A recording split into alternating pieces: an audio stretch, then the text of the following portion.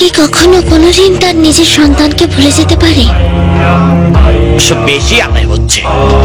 আচ্ছা, আমরা মুদ্রা বিনিময় করে কত টাকা উপার্জন করি? সব ঝামেলা কি আমরাই পোহাবো? সে অহংকারী নারী বোন। বাচ্চা অ্যান্টিকিনিজের কন্যার কাছ থেকে আর কি বা আশা করা যায় বলো? পবিত্র কাফারা আদায়ের দিন। কেন এই মহিমান্বিত দিনে কাজকর্মে মশগুল রয়েছো? তোমরা ইবাদত বন্দেগীতে মশগুল হও। মহিমান্বিত কাফারা আদায়ের দিনকে সম্মানিত করো। এখানে অবস্থান করো না। এখানে জুলুম আর সুদখোরদের আনাগোনা। এই বৃদ্ধা নারী কি সব বেহুদা কথা বলছে? প্রশস্ত করে দিচ্ছে। এগুলো বিপজ্জনক কথাবার্তা। ইবাদত বন্দেগী সবাই এই মহিলাকে চেনে। পারো। ইবাদত বন্দেগীতে মশগুল হও। পাগল মহিলা। আচ্ছা, তোমরা কি তওরাত গ্রন্থ অধ্যয়ন করনি, যেখানে সুস্পষ্ট লেখা রয়েছে যে এই পবিত্র দিনে কোনো কাজ করবে না, কেননা এটি কাফারা আদায়ের দিন। এই দিন ইয়াহুভার সঙ্গে কুফরি গুনাহকারীদের চরম হিসাব নিকাশ হবে। সত্যি বলছে, আজ সাব্বাতের পবিত্র দিন। এই দিনে গুনাহের ফয়সালা হয়ে এই থাকে। দিনে নিজেকে কেমন কথা? এটা রাখো। কিসের গুনাহ? পুরোহিতগণ কি জানেন না? চলো ফিরে যাই। কোথায় যাচ্ছ? এই, কোথায় যাচ্ছ? নিজের ইবাদত থেকে বিচ্ছিন্ন হয়ে যাবে। চলে যাচ্ছে দেখি। বাজারের বেচা কেনার পর তো ক্ষতি হয়ে গেল। জানি না আমি। আজকের এই কত একটা দিনটাকে পাগল মহিলা। উৎসর্গ করো। হে মানব সন্তান, তওবা করো, প্রকৃত তওবা। এত গুনাহ করো না। নিজেদের কর্ম দ্বারা রিজিকের বরকত কমিয়ে দিও না। সালাম গির্জার পবিত্র নারী, তুমি ফানাইল কন্যা হানে না? কি চাচ্ছেন আপনি? তুমি তো দেখছি খুব ভালো বক্তা। এক মুঠো স্বর্ণ মুদ্রা দিচ্ছি, অন্য কোথাও গিয়ে বক্তৃতা করো। আজরাইলের সঙ্গে কি করবে? আজরাইল? আজরাইলকেও আপনি এক মুঠো স্বর্ণ মুদ্রা দিয়ে বশ মানাবেন?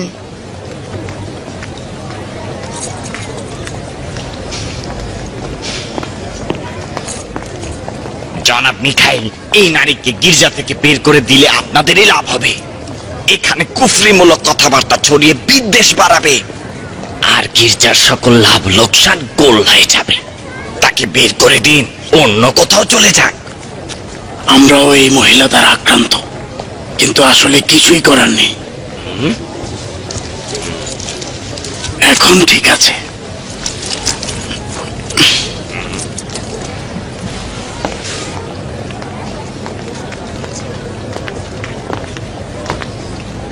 হে নারী, তুমি গির্জার আরাম আয়েশ নষ্ট করছো কেন?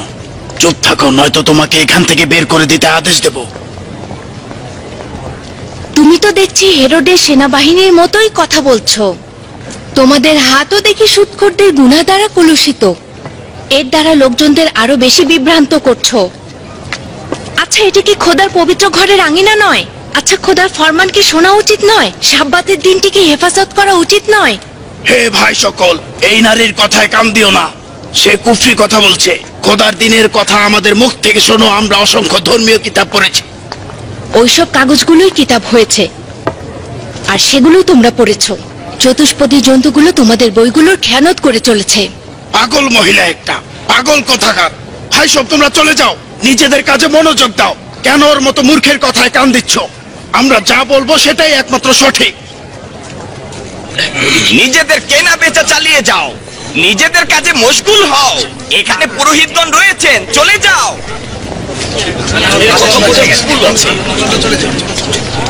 আসলে মহিলাটা পাগল।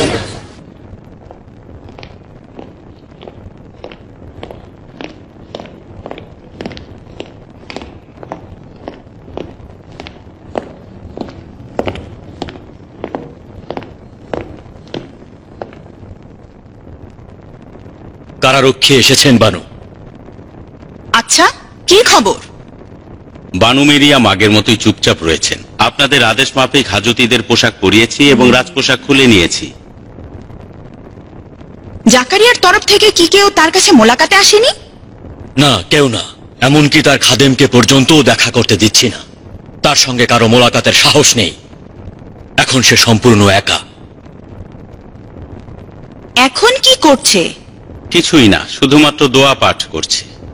দোয়া পাঠ করছে? তাহলে এখনো তার নিজের মনোবল ভাঙেনি। এখনো ওর পিতার মতো দাম্ভিক মনে হচ্ছে। এখন থেকে খাবার বন্ধ করে দিবে। যদি নত স্বীকার না করে তৃষ্ণার্ত রাখবে। পানিও বন্ধ করে দেব। একদম চুপ করো, যা আদেশ দেয়া হবে সেটাই মান্য করবে।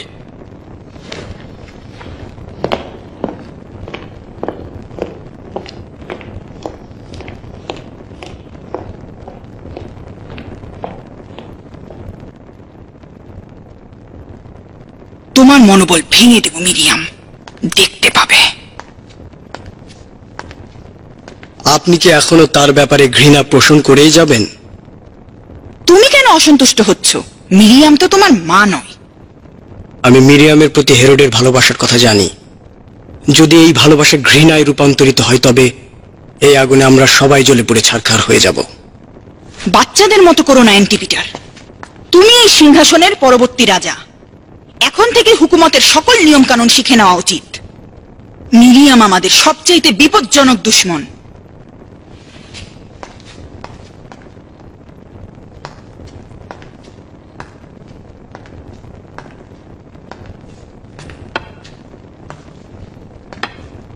ইউসুফ, সালাম আলী জনাব হিলাল। শুনলাম তুমি গির্জা ত্যাগ করে চলে যেতে চাও। জি আলী জনাব, হযরত জাকারিয়ার শাগরেদ হতে চাই। আমি তোমার মরহুম পিতামাতাকে চিনতাম। তারা সত্যিই খুব ভালো মানুষ ছিলেন। তুমিও গির্জার যুবকদের মধ্যে উৎকৃষ্ট উদাহরণ। কেন চলে যেতে চাইছো? এখান থেকে দিনের পরিপূর্ণ শিক্ষা লাভ করে তুমি একজন ভালো মানের পাদ্রী হতে পারবে, ভালো রুজি রোজগারও হবে। জনাব জাকারিয়ার নিকট কাঠুরিয়ার কাজ শিখব। আশা করি যা শিখেছি তা দিয়ে নিজের রুজি রোজগার নিজের কাঁধে নিতে পারবো, অসহায় মানুষদের পাশে দাঁড়িয়ে সাহায্য করতে পারবো। আর গির্জায় অসংখ্য পাদ্রী রয়েছেন, তারাই সবকিছু সামলে নেবেন। জীবনের সিদ্ধান্তগুলো সঠিক সময়ে নিতে হয়। তুমি সঠিক সময়ের জন্য নির্বাচিত হয়েছো।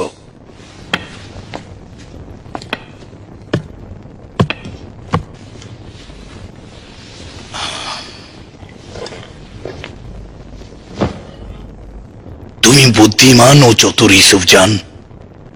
খুবই ভালো একজন ওস্তাদ নির্বাচন করেছো। আমাকে যৌবনের স্মৃতি মনে করিয়ে দিলে। আমিও সব সময় চাইতাম তোমার মতো নিজের সিদ্ধান্তে পথ চলতে, কিন্তু আমি দ্বিধাগ্রস্ত ছিলাম।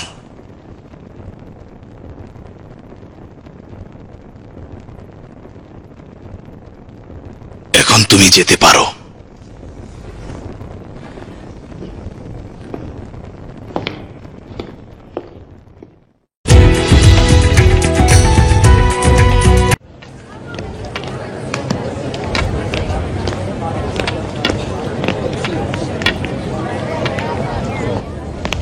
জনাব জাকারিয়া, আমি প্রস্তুত। ইউসুফ, চলো যাই। মরিয়মকে খোদা হাফেজ বলে আসি।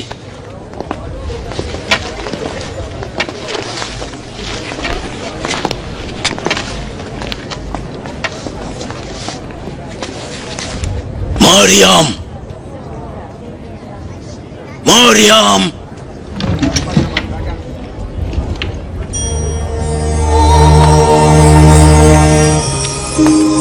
সালাম। সালাম। ইউসুফ গির্জা থেকে বিদায় নিয়ে আমার শাগরেদ হতে চায়। প্রিয় বোন, আমাকে কিছু উপদেশ দাও। হযরত জাকারিয়ার পাশে থাকাটা এক ধরনের নিয়ামত। এটি বড় ধরনের সৌভাগ্য। অবশ্যই। খোদা হাফেজ। খোদা হাফেজ। চলো। ইউসুফ, দেখতে পাচ্ছ এই অপার সৌন্দর্যের প্রকৃতি, যা কিনা মহান পরওয়ারদিগার সৃষ্টি করেছেন। এগুলো ধ্বংস হয়ে যাবে, কিছুই চিরস্থায়ী নয়। সবকিছুই ধ্বংস হয়ে যাবে এবং কিয়ামতের দিন সবাই আবার পুনরুজ্জীবিত হবে। যারা কিয়ামত সম্পর্কে উদাসীন এবং বলেন কেন ফেরেশতাগণ নাজিল হচ্ছে না, অথবা বলেন কেন সৃষ্টিকর্তাকে দেখতে পাচ্ছি না, নিশ্চিত সত্য যে যারা নিজেদের বড় মনে করেন যেদিন তারা ফেরেশতাগণকে দেখবেন সেদিন নিজেদের জুলুম আর অবিচারের কারণে নিজেদের হাত কামড়াবেন এবং বলবেন, হায় আফসোস যদি পয়গম্বরদের নসিহত শুনতাম। আমি তোমার পূর্বে অসংখ্য শাগরেদকে শিক্ষা দিয়েছিলাম, কিন্তু সবাই কোনো না কোনো বাহানায় আমাকে ত্যাগ করেছে। ইউসুফ, অসম্ভব আনন্দ পাই যখন কোনো এতিমের জন্য কিছু একটা তৈরি করি, অথবা জমিনে কিছু একটা বপন করি, অথবা কারো জন্য একটি আশ্রয়স্থল তৈরি করে দেই।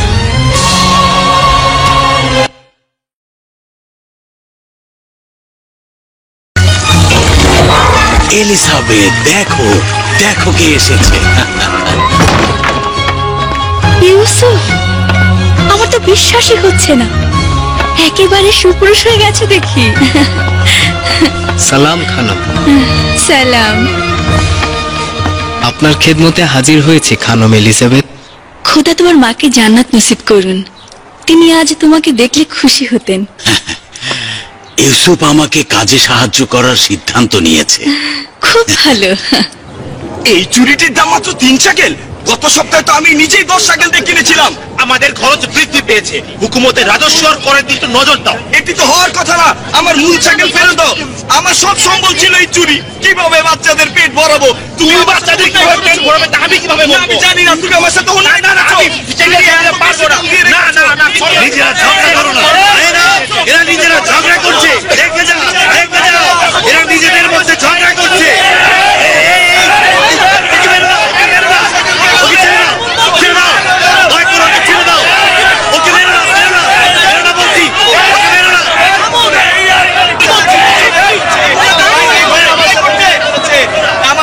এখানে প্রতিদিন ঝগড়া হচ্ছে, মনে হয় আমাদের বিষয়ে আপত্তি করছে।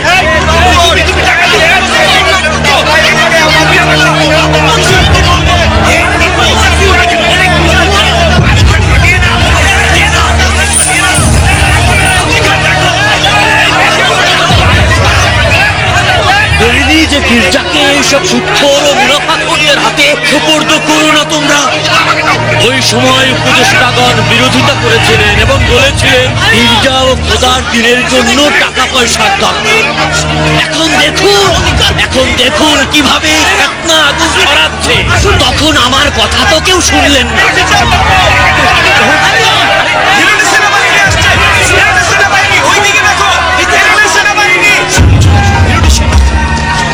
সরে যাও, সরে যাও, রাস্তা খালি করো, সরে যাও। হেরোদের সেনাবাহিনী এখানে কি করছে? হেরোদের সেনাবাহিনী গির্জা থেকে বাইরে চলে যাও। কি হয়েছে? এখানে কি চাও? দুজন ওদিকে যাও, দুইজন এদিকে যাও। সব জায়গায় অনুসন্ধান করো। গির্জায় আসা যাওয়া সকল পথ বন্ধ করে দাও। কেউ যেন বাইরে না যায়। পাত্রীদেরকে একত্রিত করো। জনাব জাকারিয়া, জনাব জাকারিয়া, আলী জনাব হেরোড সকল পাত্রীদের রাজদরবারে তলব করেছেন। হেরোড তলব করেছে? ওই তো জনাব হিলাল চলে এসেছেন, আমি বাকিদের খবর দিচ্ছি।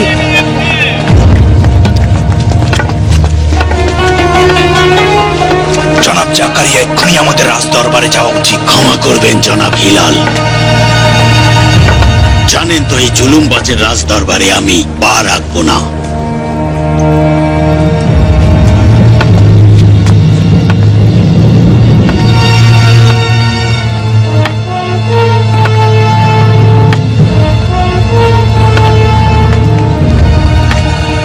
এই দাঁড়াও, কেউ যেন বাইরে বের না হয়।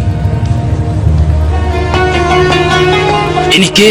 উনি তো পাত্রী নন, পাত্রীদের পোশাকও পরিধান করেনি। কেন নয়? ইনি জনাব জাকারিয়া।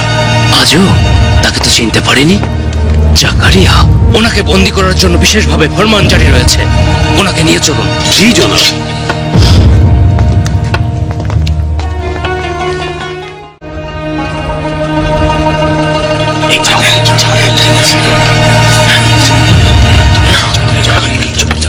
ইয়াহুদীদের মহান বাদশাহ আলী জনাব হেরোড, বাদশার বোন শাহজাদি খানম দেবুরা এবং পূর্বাঞ্চলের শাসক ভবিষ্যৎ সিংহাসন উত্তরাধিকারী শাহজাদা ইন্টিপিটার আসছে।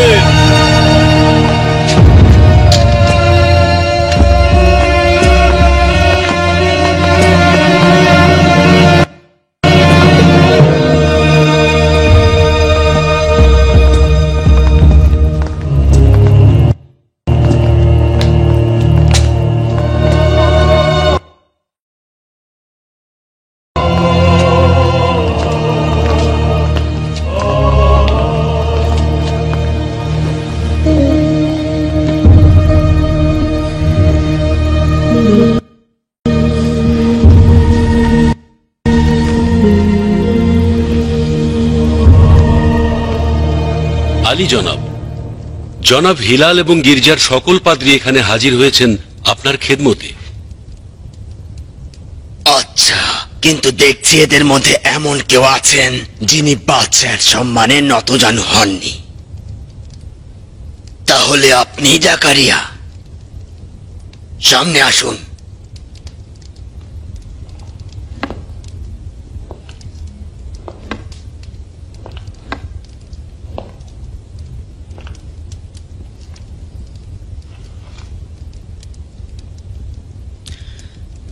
আপনার সম্পর্কে প্রচুর শুনেছি।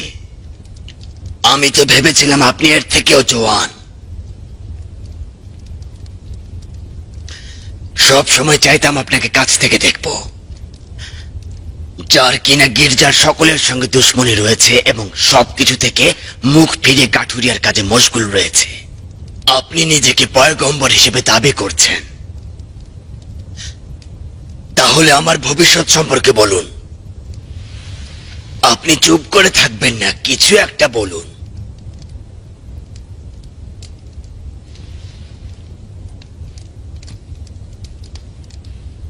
কথা বলুন, আপনার কাছ থেকে আমার ভাগ্য জানতে চাই। কেউ তো তার নিজের ইচ্ছে মতো চলতেই পারে, ইচ্ছে হলে কথা নাও বলতে পারে।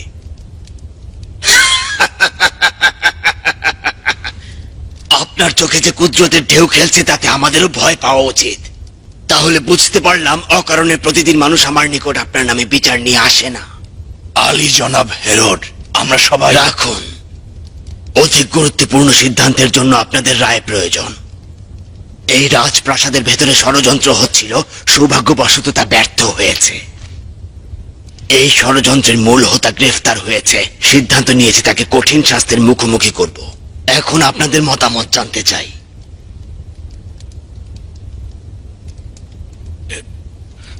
আলী জনাব, খেয়ানতকারীকে বাদশাহ শাস্তির হুকুম দেবেন। এর জন্য পাদ্রীদের অনুমোদনের প্রয়োজন নেই।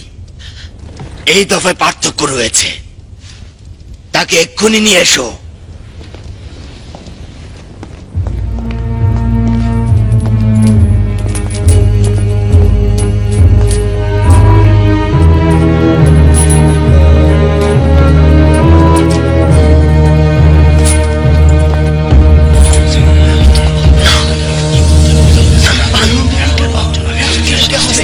বানু মিরিয়াম ইয়াহুদীদের মালেকা, বাদশার প্রিয়তম স্ত্রী।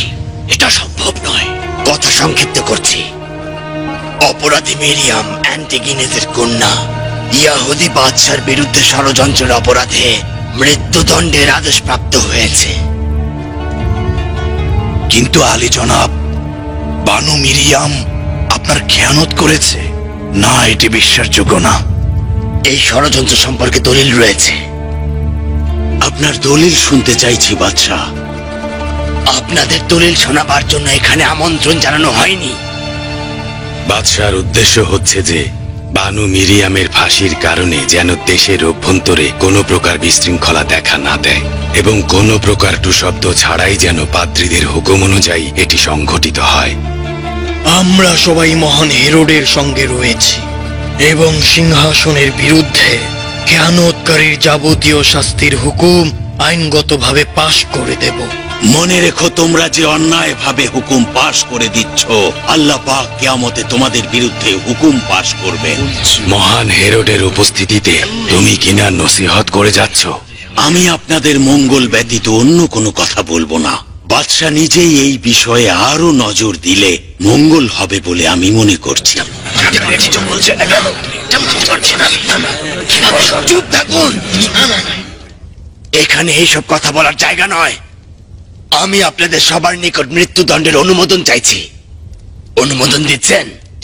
কোনো উপায় নেই। আপনারা অনুমোদন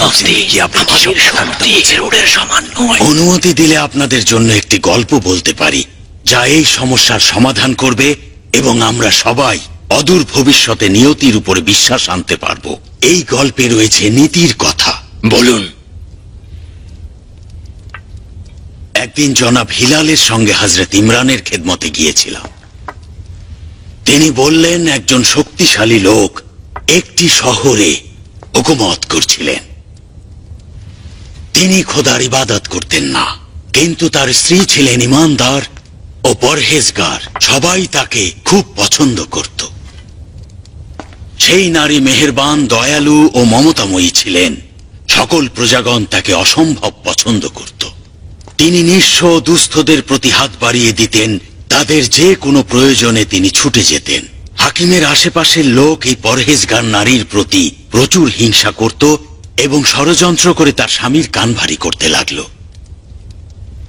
তার স্বামী যখন বুঝতে পারল তার স্ত্রী খোদার ইবাদতকারী, কোনো বাজবিচার ছাড়াই তাকে হত্যা করল। ওই পবিত্র নারীর শেষ রক্তবিন্দু মাটিতে ঝরার সঙ্গে সঙ্গেই তিনি অনুতপ্ত হতে লাগলেন। তিনি বুঝতে পারলেন তার স্ত্রীর প্রতি অবিচার করেছেন, কেননা তার স্ত্রীর পক্ষ থেকে কোনরূপ হুমকি ছিল না। ওই দিন থেকে নিজে তো পেরেশান হলেনই, এমনকি তার আত্মীয় স্বজন, বন্ধু বান্ধব সবাইকে সবসময় সন্দেহ করতে লাগলেন। তিনি একে একে সবাইকে তীরবিদ্ধ করে হত্যা করতে লাগলেন, হাতকে রক্তে রঞ্জিত করলেন। অবশেষে মৃত্যু এলো, তাকে এক ভিন্ন দুনিয়ায় নিয়ে গেল। ওই অত্যাচারী বাদশাহ পরওয়ারদিগারের সওয়াল জবাবের জন্য কিয়ামতের দিন পর্যন্ত অপেক্ষা করতে লাগলেন।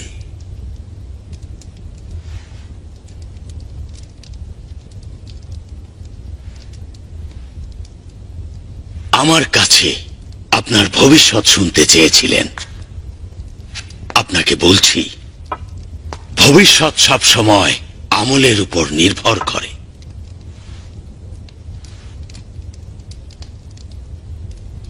সন্দেহ নেই হেরোড, সতর্ক থেকো। জনাব জাকারিয়ার এই গল্প তোমার ভবিষ্যতের গল্প হতে পারে, তাই আগে থেকেই সাবধান হয়ে যাও।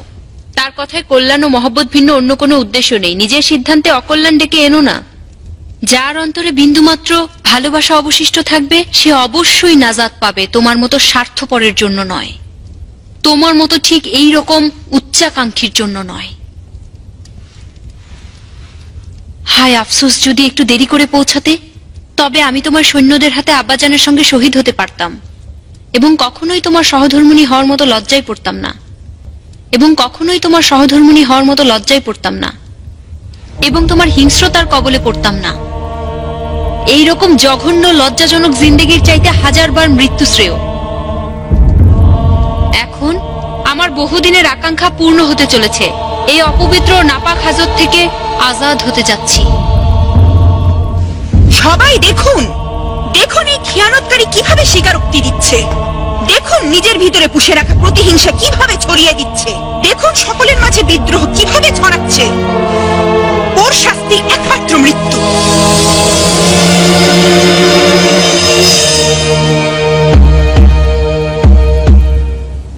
হেরোড কঠিনভাবে রেগে আছেন।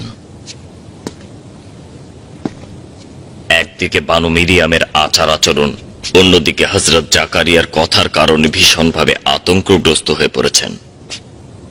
বন্ধু বলেই বলছি, আপাতত হেরোডের কাছ থেকে দূরে থাকুন। লানত জাকারিয়ার প্রতি সকলকে বিপদে ফেলে দিয়েছে। জনাব ইয়াসাকার, জনাব ইয়াসাকার, শান্ত হও মিখাইল, শয়তান তোমার পিছু নেয়নি তো? শয়তান থেকে কোনো অংশে কম ছিল না। কি ছিল? একটি হিংস্র কুকুর, ভয়ঙ্কর কুকুর। জানি না কিভাবে গির্জার পথে এসেছে। নিজেরা এসে দেখুন, আমাকে প্রায় টুকরো টুকরো করে দিচ্ছিল। কোথায়? দক্ষিণ দিক থেকে আমার পেছু নিয়েছিল। অবশ্যই ওই দিকটা। আচ্ছা, দারোয়ানকে খবর দিলে না কেন? আমি কিভাবে খবর দেব? আমার পায়ে প্রায় কামড় দিয়েই বসেছিল। সর্বশক্তি দিয়ে এখানে পালিয়ে এসেছি। হ্যাঁ, দেখুন দেখুন, ওখানেই রয়েছে, এখনো ওত পেতে রয়েছে। ওখানে কে? ওই দেখো, এত গভীর রাতে কোনো খাদেম হয়তো। মরিয়ম কোথায়? ও, ওই তো ওখানে। তাহলে এই সেই পুত পবিত্র মরিয়ম। দুর্ঘটনা ঘটার পূর্বেই তাকে খবর দেওয়া উচিত, নয়তো তাকে এই কুকুরটি হামলা করতে পারে। সবুর করো। মরিয়ম যদি পবিত্র হয় তবে নিজের হেফাজত করতে পারবে। কিন্তু জনাব ইয়াসাকার। সবুর করো, সবুর করো।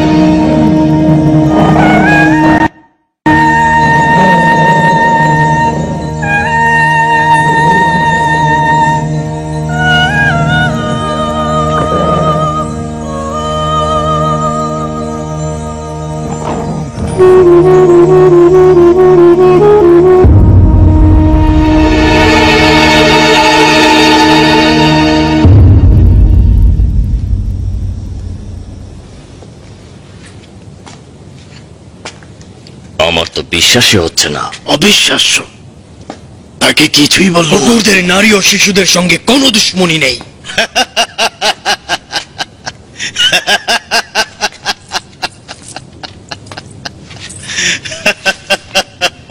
হাসছেন কেন? নিজে নিজেই হাসছি। নিজে নিজেই? দেখতে পাচ্ছ এই কন্যাটি কিভাবে আমাদের সবাইকে নিয়ে খেলছে? দারুণ মিষ্টি একটা গল্প পেরেগ্লিস, অবশ্যই আপনাকে বলবো। আমার ভালোই লাগবে, বলুন। একটি কন্যাকে গির্জায় মানত করা হলো। সকল পাদ্রীগণ তার বিরোধিতা করল এবং যতটুকু সামর্থ্য ছিল তা দিয়ে তার আশার বিরোধিতা করল।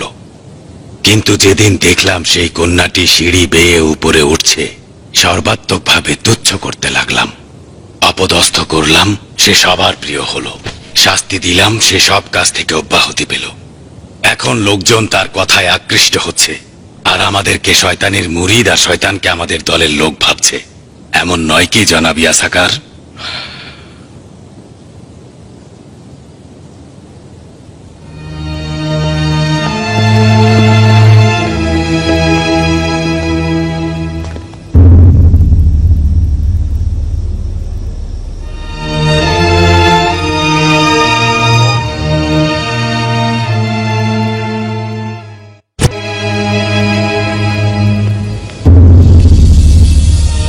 ভাইয়েরা শোনো, হযরত মুসার শরিয়াত এই দীর্ঘ সময়ে জালিম ও খেয়ানতকারীদের কবলে পড়ে ভিন্ন রূপ ধারণ করেছে। নইলে কিভাবে সম্ভব এই পবিত্র কিতাব বিকৃত করা?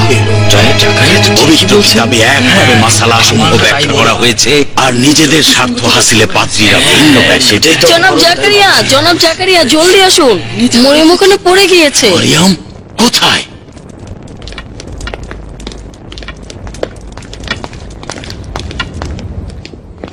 ওইখানে।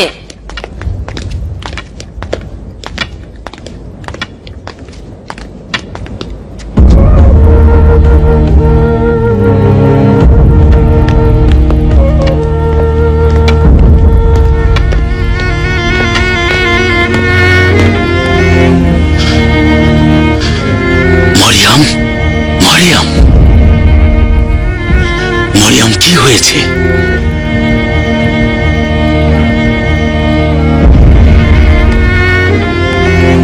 আল্লাহর শুকরিয়া, একটুখানি বেহুশ হয়েছে।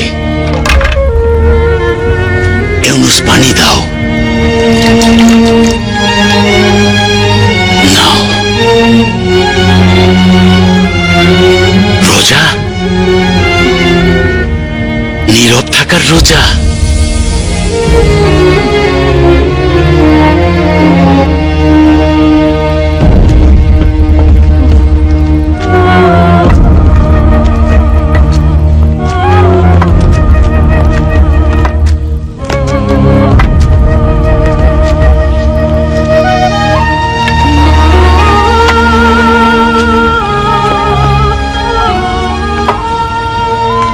নিজের প্রতি খেয়াল রেখো।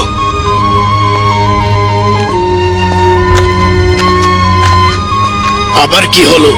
গির্জায় সর্বত্র হইচই শোনা যাচ্ছে কেন? জনাব জাকারিয়া কয়েকদিন পর পর হুলস্থুল বাঁধাতে অভ্যস্ত হয়ে পড়েছেন। বেইনসাফের একটা সীমা রয়েছে। আচ্ছা, তাকে দিয়ে কেন এত কাজ করাও? দেখতেই পাচ্ছ সে খুব দুর্বল এবং সেই কঠিন কাজ করতে সক্ষম নয়। জনাব জাকারিয়া, তুমি তাকে গির্জার কাজে আনতে চেয়ে পিড়াপিড়ি করেছিলে, কিন্তু আমরা করিনি। এখন তো দীর্ঘ সময় পেরিয়ে গিয়েছে, সে গির্জার সকল কাজ থেকে মুক্তি পেয়েছে। আমরা কেউ তাকে কাজ করতে জোরাজুরি করি না, কিন্তু নিজের ইচ্ছায় সে কাজ করে। মরিয়ম নিজের এই কর্মকৌশল দ্বারা সকলকে আকৃষ্ট করেছে। পাত্রী এবং শিক্ষানবিশ সকলে তাদের কথাই শুধু মরিয়ম আর মরিয়ম। বাজারের অলিতে গলিতেও তার কথা বলা হচ্ছে। সকলের একই কথা, মরিয়ম মরিয়ম।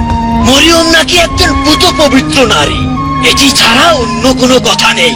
সবাই গোপনে তার সঙ্গে মোলাকাতের জন্য ছুটে আসে, রোগীদের জন্য সাফায়েত কামনা করে। গির্জাকে এখন সবাই তার নামেই চেনে। কখনো কখনো সে দুর্বলতার ভান করছে এবং দেখাচ্ছে যে গির্জার সব কাজ করে সে দুর্বল হয়ে পড়েছে, আর এ কারণে সকলে তাকে দয়া প্রদর্শন করছে এবং শহরের সবাই ওর কারণে আমাদের দোষারোপ করছে। গির্জার খাদেমগণ আমাদের খারাপ দৃষ্টিতে দেখছে, আর ওর কারণে গির্জার বেশ কিছু খাদেম অলসতা করছে আর আমাদের সব ফরমান অমান্য করছে।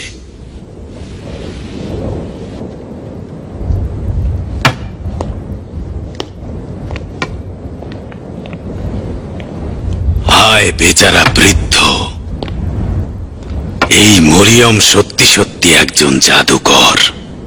হ্যাঁ, সে সকলকে জাদু করে ফেলেছে।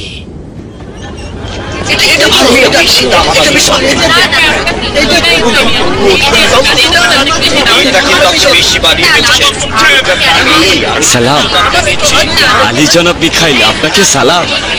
আমার গৃহের একমাত্র সম্বল ছিল। আমি তো ক্লান্ত হয়ে গেলাম, এখন তো কুরবানির সময় নয়।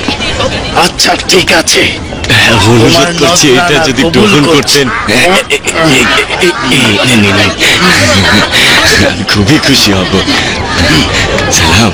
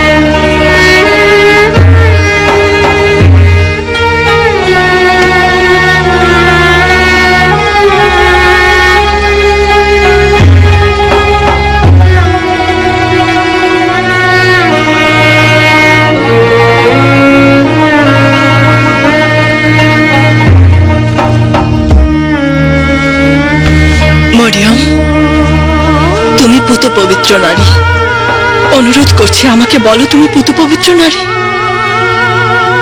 আমার নাম মরিয়ম। বেশ কিছুদিন অনেক কষ্ট করে তোমার কাছে পৌঁছেছি শুধু তোমাকে দেখতে। হে মরিয়ম, আমার প্রতি রহম করো। তোমাকে ছাড়া এই দুনিয়ায় আর কারো কাছে আমার কোনো আশা নেই। আমাকে সাহায্য করো। আমার পুত্র অসুস্থ, সকল চিকিৎসকগণ আমাকে নিরাশ করেছে। কোরবানি করেছি, সেটাও কবুল হয়নি। আমার প্রাণের পুত্র আজ মরণাপন্ন। তোমার হাতের স্পর্শ পাওয়া এক টুকরো রুটি চাইছিলাম।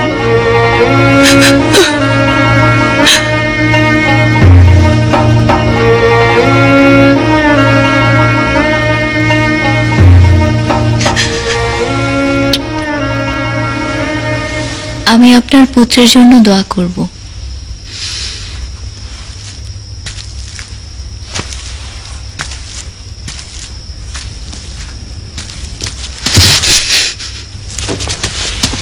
হায় হায়, নিজের দিকে খেয়াল রেখো। শোনো মরিয়ম, এই অবস্থা অব্যাহত রাখতে পারবে না। তুমি তো দেখি নিজের ভাগের খাবার মানুষের মধ্যেই বিলিয়ে দিচ্ছ। তুমি নিজে কি রোজা রাখবে?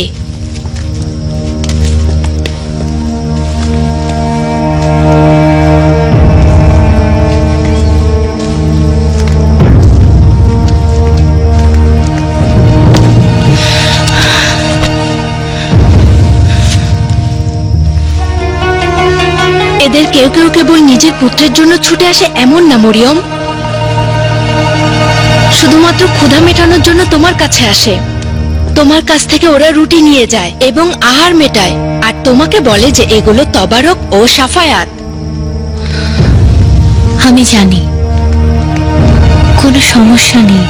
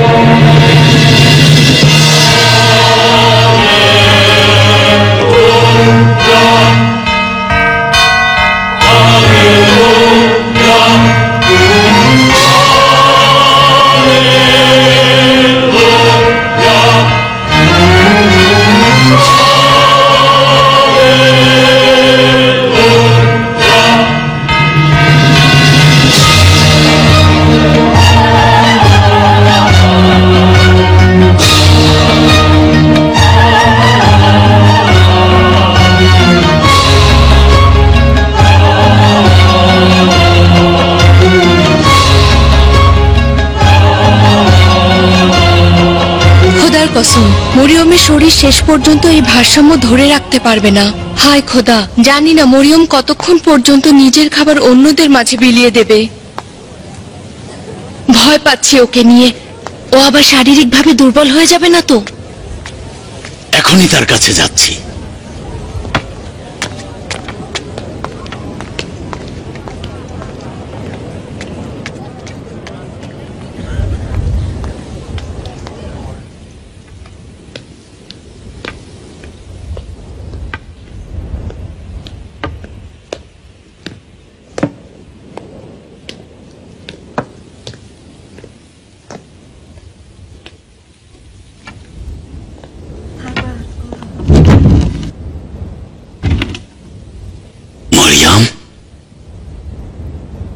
সালাম মরিয়ম,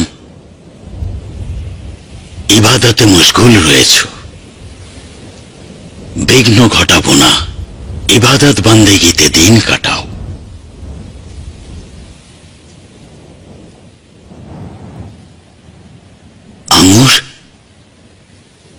আবার এই মৌসুমে?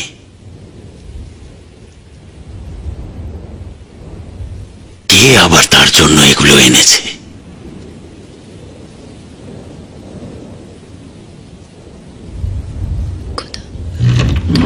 শুকরিয়া জানাচ্ছি, তুমি আমার প্রতি রহম করেছো।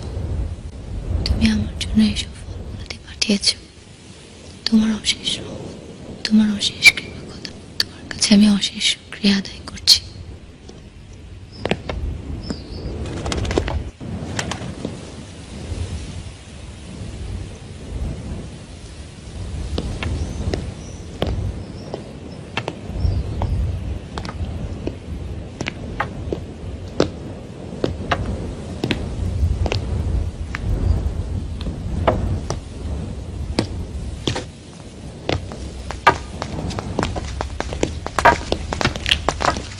সালাম জনাব জাকারিয়া। সালাম। দাউদ, কেউ কি মরিয়মের জন্য খাবার নিয়ে গিয়েছিল? মরিয়ম? না জনাব জাকারিয়া, মরিয়মকে কেউ দেখেনি। সে সবসময় নিজের কামরায় ইবাদত বন্দিগিতে মশগুল থাকে।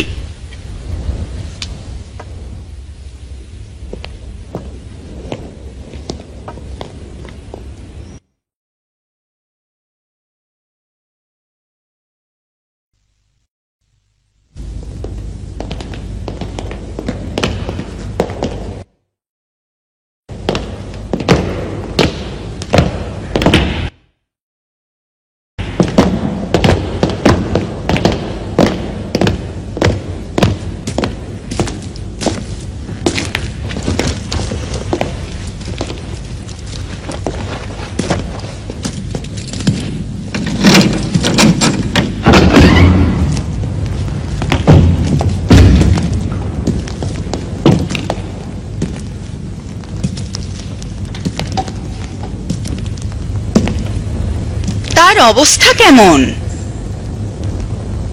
যেতে পারো তুমি।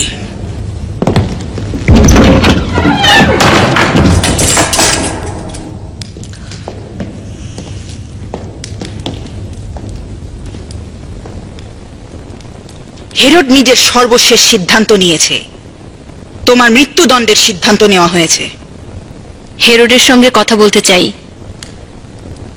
না, বেশি দেরি হয়ে গিয়েছে। এটি তোমার জন্য মঙ্গল নয়। খুব জলদি তোমাকে জল্লাদের হাতে অর্পণ করা হবে। ভণ্ড ধোঁকাবাজ, অবশেষে নিজের বিষ ঢেলে দিলে। হ্যাঁ, বিষ, মৃত্যুর বিষ, যে বিষের তিক্ততা দীর্ঘদিন যাবৎ আমার দেহে বাসা বেঁধেছিল। কিন্তু এখন আমার নিকট কিছু চাও মিরিয়াম, শুধু একবার চাও। বলো যাতে আমি তোমাকে এখান থেকে একেবারে প্রাণে মুক্ত করে দিতে পারি। আর হেরোদকে বলবো যেন তোমাকে দূরের কোনো দেশে পাঠিয়ে দেয়। যাও, সেখানে নতুন জীবন শুরু করবে। শুধুমাত্র আমার নিকট চেয়ে দেখো। তোমার এই আকাঙ্ক্ষা জাহান্নামে পাঠিয়ে দাও। ওরে আমার মিরিয়াম, এই অহংকার তুমি পরিহার করো। জাহান্নামে যাও।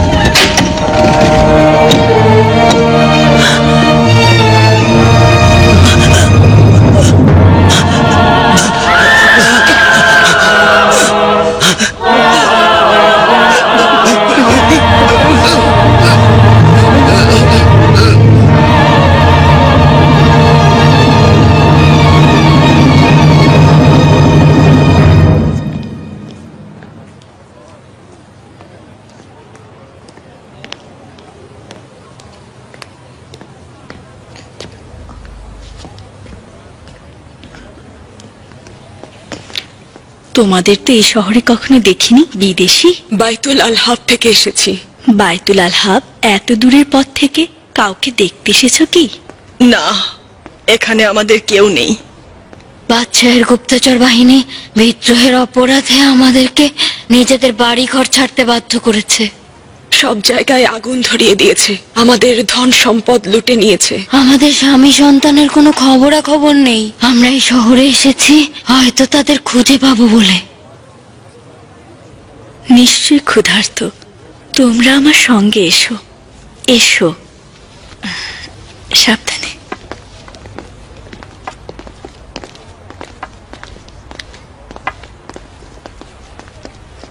ভেতরে এসো। এখানেই থাকি, অবশ্য অন্য কোথাও চলে যেতে হবে। আমি এক্ষুনি ফিরে আসছি।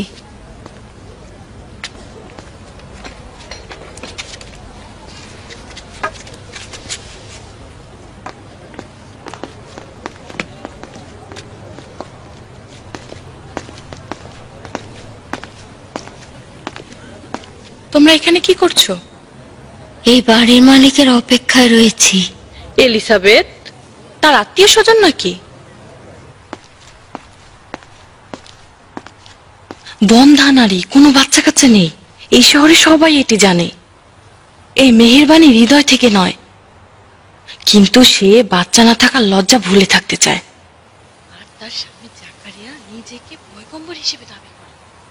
কিন্তু যদি সে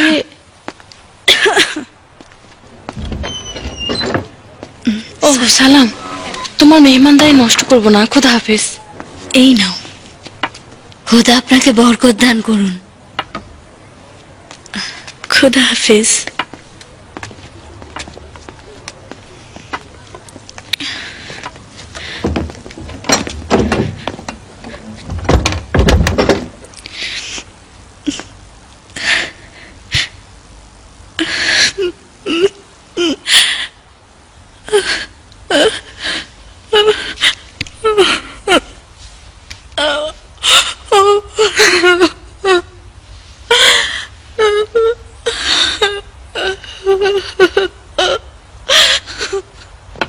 এসো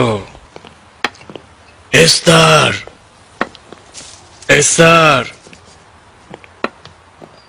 এস্তার কোথায়? এসো এসো, তোমার জন্য সাহায্যকারী নিয়ে এসেছি।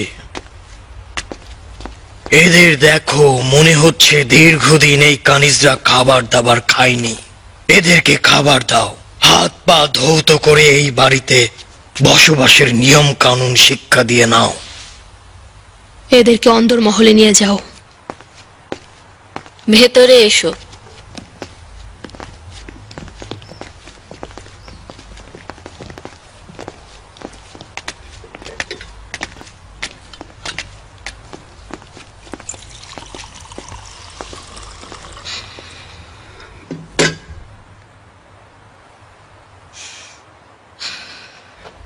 আমার সঙ্গে কেন এরকম করলেন?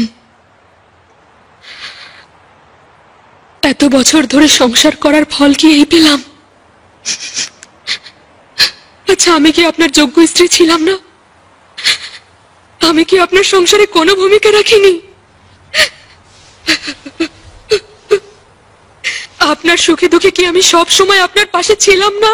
তাহলে কেন আমার সাথে এরকম জুলুম করছেন?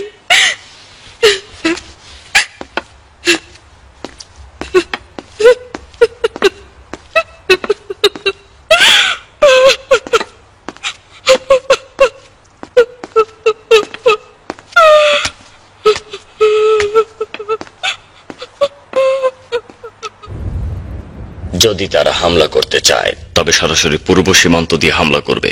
তাই সব সীমান্তে নজরদারি করা হচ্ছে। কি বলছো? কিছুই মাথায় ঢুকছে না। তোমার কথা আমি কিছুই বুঝতে পারছি না। আমাকে রেহাই দাও।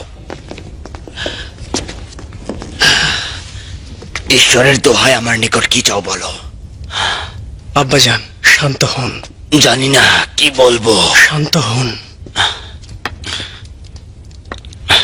আলী জনাব, এলান প্রবেশের অনুমতি চাইছে।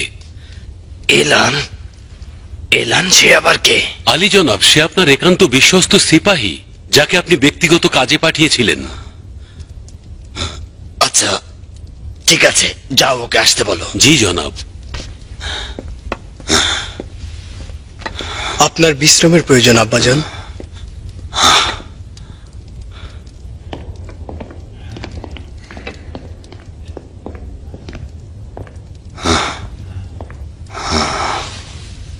মহান হেরোডকে উৎসর্গ করছি। এটা আবার কি? আপনার বোনের আংটি। আমার বোনের আংটি? জি জনাব।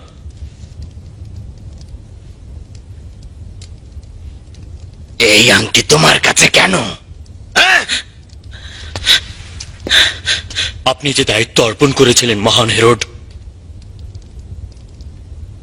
এটা আমার বোনের আংটি। এটা আমার বোনের আংটি।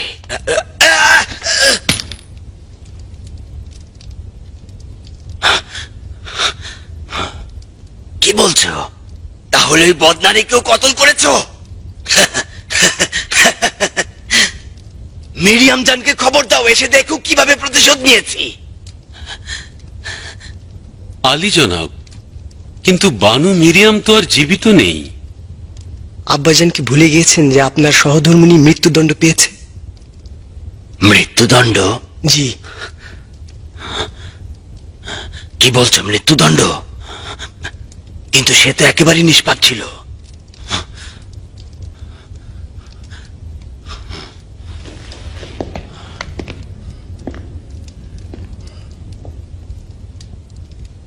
তাহলে তুমি হত্যা করেছো? আপনার বোনের আদেশে এটি করেছি আলী। আমার বোনকেও কি একইভাবে? আপনার আদেশে করেছি হেরোড। আমার আদেশে? হ্যাঁ। কেন সবকিছু ভুলে যাচ্ছি? হ্যাঁ, তাই তো। সবকিছু কত জলদি অতিবাহিত হচ্ছে। তাহলে এখনো তোমার হাতে আমার সহধর্মিনী ও বোনের রক্তে রঞ্জিত রয়েছে?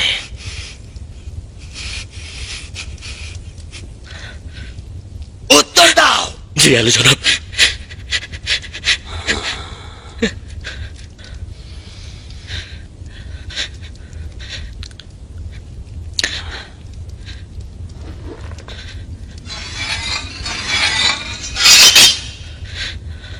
তোমার এই তলোয়ার দিয়ে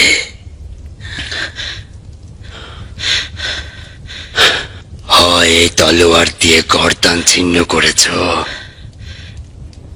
নয়তো দেহকে পশুর মতো টুকরো টুকরো করে ফেলেছ।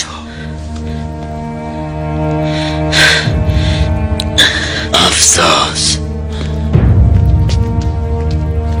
যদি সেখানে থাকতে পারতাম তাহলে ওই শয়তান বনের কতল আমি আমার নিজ চোখে দেখতে পারতাম।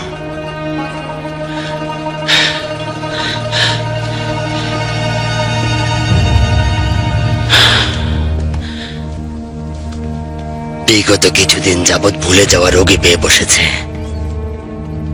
আমার প্রিয় মিরিয়াম জানের মৃত্যু এখন আমাকে কষ্ট দিচ্ছে। নিজেকে নিজেই সান্ত্বনা দিচ্ছে যে কিছুদিনের জন্য সে দূরে গিয়েছে।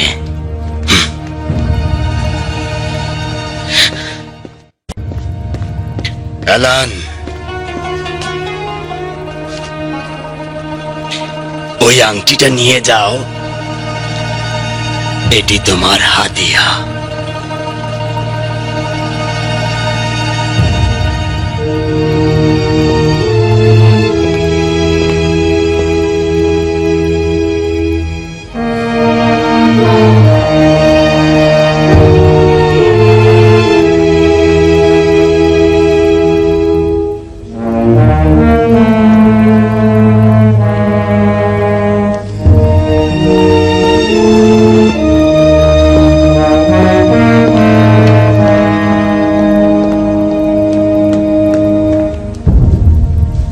শোনো, কয়েকজন সিপাহী নিয়ে ওকে অনুসরণ করো। ওকে জিন্দা রাখা ঠিক হবে না। আব্বাজান, তাকে ক্ষমা করুন। একজন সিপাহী যে কিনা আপনার আদেশ পালন করেছে। হ্যাঁ, কিন্তু সে বাদশাহের বংশের লোকদের রক্ত নিতে অভ্যস্ত হয়ে পড়েছে। মনে থাকে যেন, এরকম ব্যক্তি রাজপ্রাসাদে জীবিত থাকা বিপজ্জনক।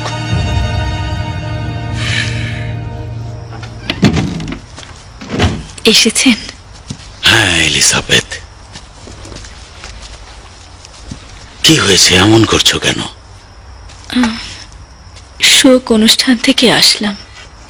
প্রতিবেশীর কন্যার? হ্যাঁ, মেয়েটিকে কিছুতেই বাঁচাতে পারলো না। আল্লাহ তাকে বেহেশত নসিব করুন। আর মেয়েটির মা তো ক্ষুধার কারণে কান্নার শক্তিও হারিয়ে ফেলেছে। কিছু জুলুমবাজের কারণে প্রায় সবাই অসহায়, দরিদ্র হয়ে পড়েছে। এতিম, বিধবা, নারী, শিশু, কাউকে সাহায্য করার কেউ নেই। এই জুলুম অবিচার আর কতদিন চলবে? গ্রামের অসংখ্য মানুষ ক্ষুধার জ্বালায় জালিলের থেকে অন্য শহরে চলে যাচ্ছে। আমি কি করতে পারি বলো? বাড়িতে এখন অনেক জিনিসপত্র বিক্রয় করার মতো আছে।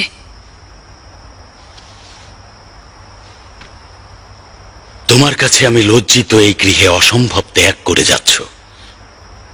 যদি তোমার বোন হান্না জীবিত থাকতো তাহলে তোমার কষ্ট কম হতো। আশেপাশের লোকজন আমার কারণে তোমাকে জ্বালাতন করে, সবাই তোমাকে ত্যাগ করেছে। তুমিও একা আর নিঃস্ব হয়ে পড়েছ। এলিসাবেথের জন্য এটি গর্বের বিষয়, সে হযরত জাকারিয়া পয়গম্বরের স্ত্রী।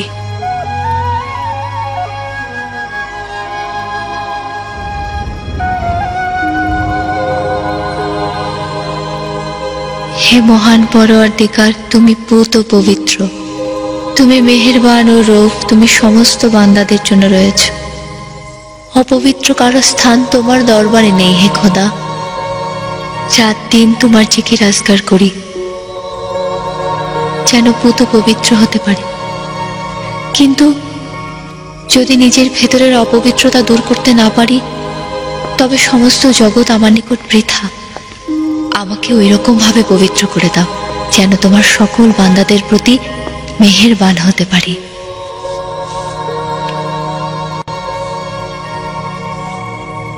প্রতিটি মানুষের ভালোবাসা তাকে একজন পুণ্যবান নারী হিসেবে পরিচিত করেছে।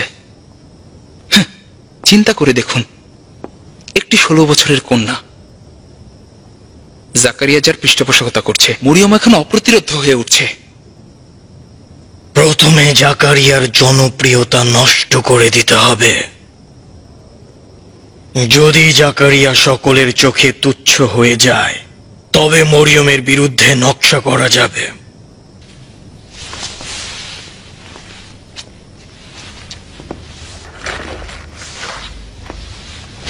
এই নাও, পুরোহিতদের মধ্যে বন্টন করে দাও।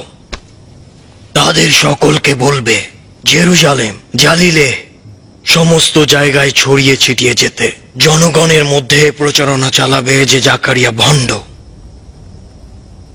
নিয়ে যাও। নাতান, জাকারিয়া তার বাড়িতেও যেন কোনো শান্তি না পায়। সে দয়ালু মানুষ এবং নিজের স্ত্রীকে খুব ভালোবাসে। নারীদের পাঠিয়ে এলিসাবেথের নিকট জাকারিয়ার বিরুদ্ধে বদনাম করতে বলবে, যাতে জাকারিয়াকে ভুল বোঝে।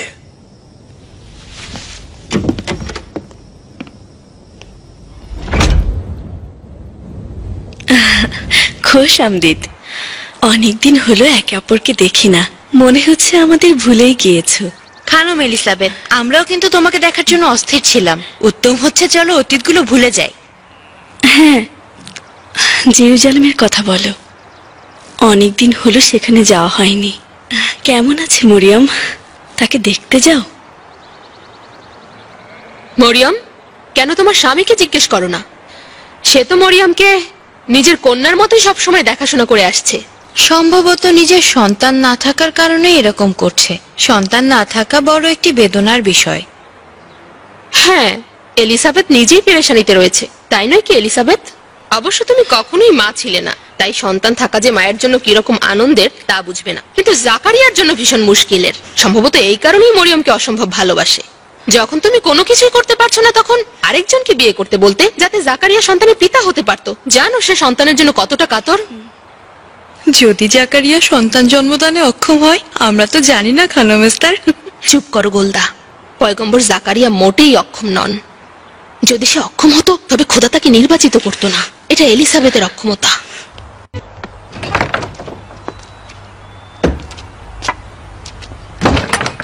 তার চেহারায় কিন্তু সব দেখা যাচ্ছে। এই জাকারিয়া। সালাম জনাব জাকারিয়া। সালাম তোমাদের।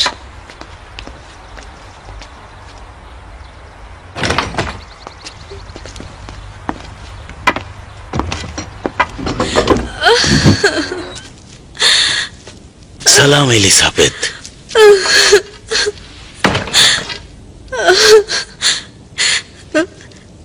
সালাম।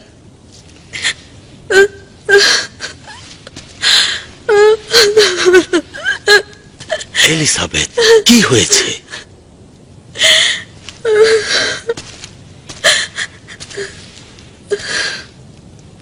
কাঁদছো কেন? কিছুই না। কিছু হয়েছে কি? না, কিছুই না। তাহলে কাঁদছো কেন?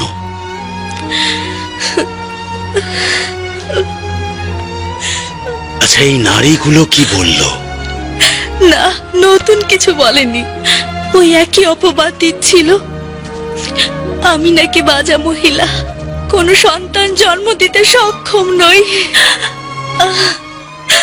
এত বছর ধরে সন্তানের জন্য আফসোস করছি, জীবনটা তিলে তিলে শেষ করে দিচ্ছি, কিন্তু এইসব নির্দয় লোকজন কখনোই অপবাদ দিতে পিছু পা হয় না। আমাদের সন্তান থাকলে লোকজনের এত সব কথা শুনতে হতো না। জনাব জাকারিয়া, খোদার কসম জনাব জাকারিয়া, চলুন দূরে কোথাও চলে যাই। এই অকৃতজ্ঞ মানুষগুলো আপনার ন্যায় পয়গম্বরের মর্যাদা বুঝতে সক্ষম নয়। এমন জায়গায় চলুন যেখানে কেউ আমাকে চিনবে না, সন্তান না থাকার কোনো অপবাদ দেবে না। অনুরোধ করছি জনাব জাকারিয়া।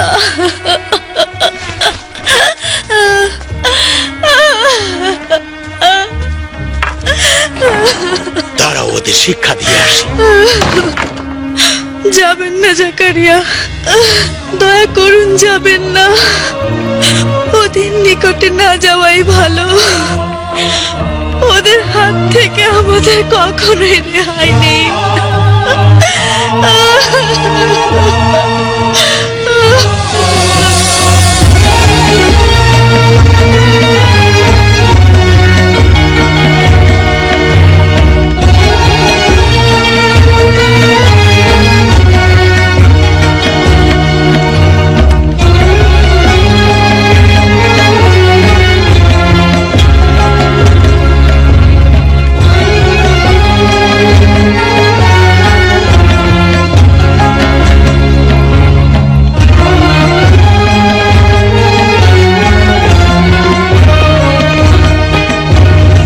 স্বর্ণ মুদ্রা ইয়ারবাহমকে দেবে,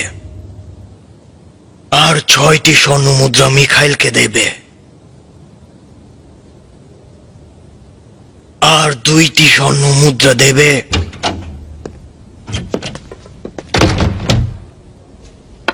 কেন? আচ্ছা কেন? তোমরা তো আমার রক্তের সম্পর্কের আত্মীয় স্বজন, তাহলে আমাকে কেন জ্বালাতন করছো? আমি তোমাদের কি ক্ষতি করেছি? তোমরা আমার চাচাতো ভাই, তোমাদের জন্য মায়া লাগছে কারণ প্রতি বছর খোদাকে দূর থেকে দূরে ঠেলে দিচ্ছ। জীবনের উত্তম সময়গুলো এই গির্জার জায়গা দখল করে ফিতনা ফ্যাসাদে নষ্ট করে দিচ্ছ। ঘ্রাণ নাও, ঘ্রাণ নিয়ে দেখো চাচাতো ভাই, শুকে দেখো এই কামরায় শয়তানের ঘ্রাণ আসছে। তোমাদের ষড়যন্ত্র কি শেষ হবার নয়? মরিয়মের মাতা হান্নাকেও সেই একই রকম কথাবার্তা দ্বারা ব্যথিত করেছিলে, তার কলবে আগুন লাগিয়ে দিয়েছিলে। তোমাদের বিরোধিতার কূটকৌশল আমার আর আমার সহধর্মিনী এলিজাবেথের জীবন অতিষ্ঠ করে দিচ্ছে। সন্তান না থাকা কি অপরাধ? কিন্তু আমরা আল্লাহর ইচ্ছে স্বেচ্ছায় মেনে নিয়েছি। শোনো জাকারিয়া। না, আমার কথা এখনো শেষ হয়নি। ভালো করে শোনো চাচাতো ভাই, আজকের পর থেকে আমাদের আত্মীয়তার বন্ধন আর কোনোভাবেই থাকতে পারে না। মহান আল্লাহর কাছে তোমাদের বিরুদ্ধে অভিযোগ করা ছাড়া আমার আর কিছুই করার থাকবে না। আল্লাহ সাক্ষী।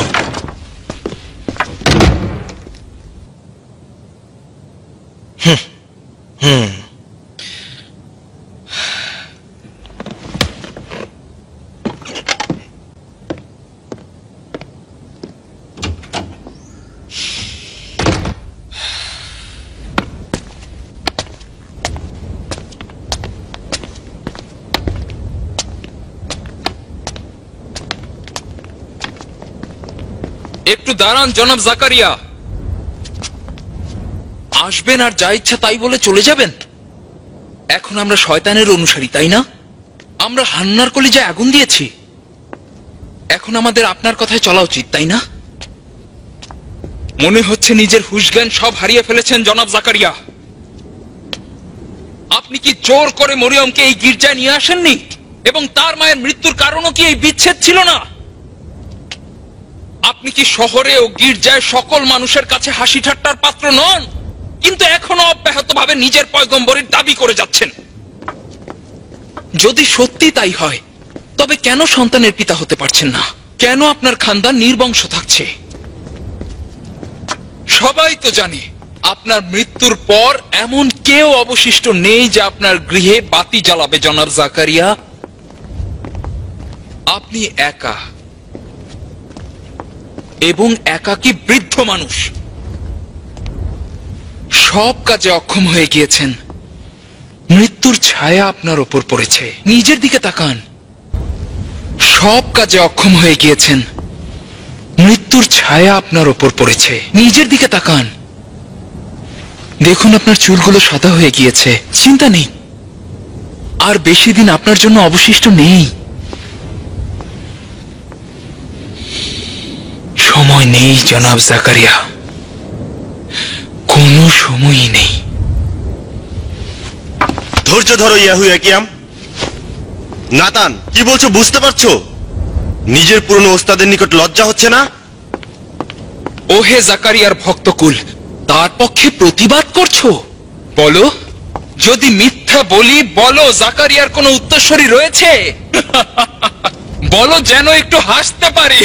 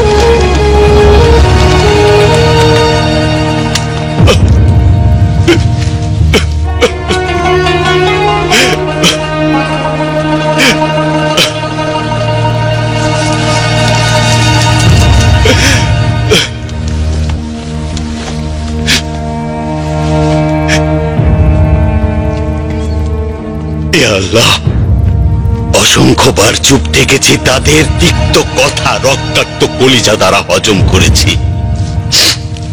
আর তো সহ্য শক্তি নেই, আর তো হজম করতে পারছি না। এমন কোন আদেশ পাঠাও যাতে আমার পুড়ে যাওয়া কলিজার ক্ষত শুকায়।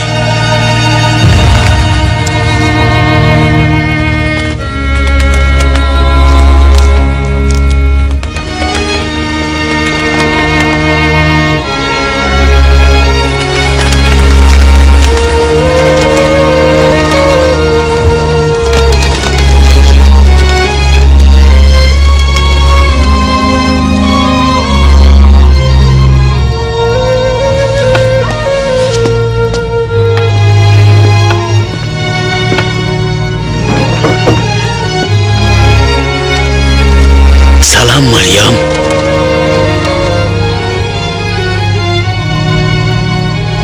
সালাম।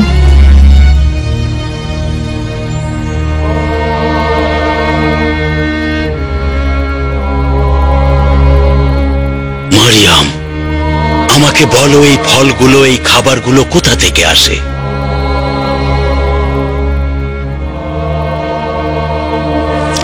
এগুলো কে ওগুলো তোমাকে দিয়ে যায়? এগুলো আল্লাহর তরফ থেকে আসে। মহান আল্লাহ তাআলা যখনই চান অগণিত নিয়ামত দান করেন।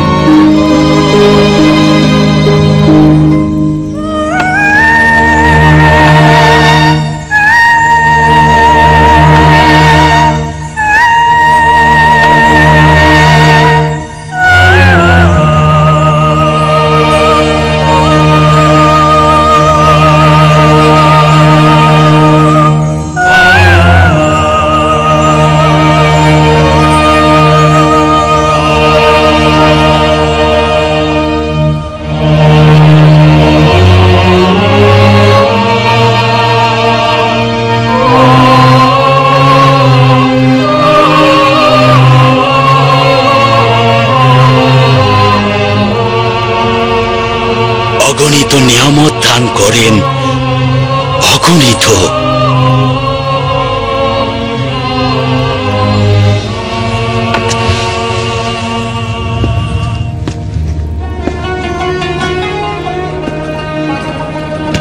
তাহলে আমি কেন এত দেরিতে বুঝতে পারলাম? তুমি আমাকে ছোট্ট মরিয়মকে দিয়ে এটি শিক্ষা দিলে। আজও বেচারা ও বেহুশ ছিলাম, কেন আরো আগে তোমার দরবারে এমন আর্জি জানালাম না? অগণিত, অগণিত।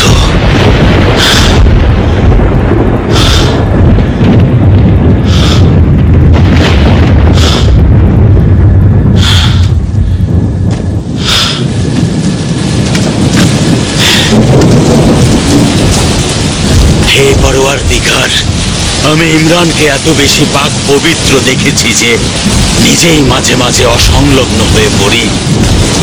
আফসোস করি যে কেন তোমার কাছে আরজি জানাচ্ছি না। আমাকে ক্ষমা করো।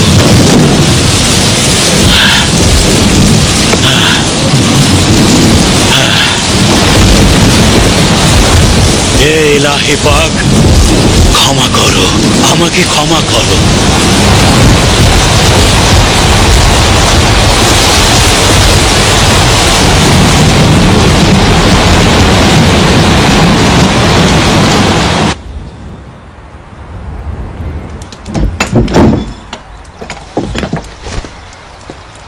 সালাম।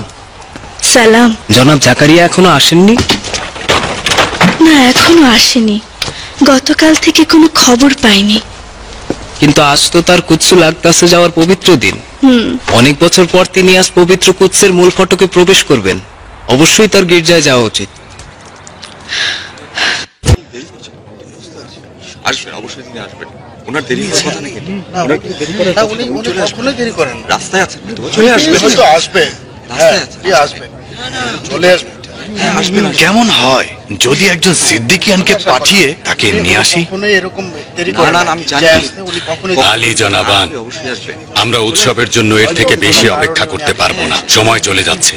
আর দেরি করে আমার প্রস্তাবটি হচ্ছে যে জনাব ইয়াসাকার এই আনুষ্ঠানিকতা সারার প্রস্তুতি নিন। রাস্তায় আছেন আপনি অবশ্যই। জি জি, দারুণ অভিমত। আসুন, আমরা তার জন্য কিছু অপেক্ষা করি।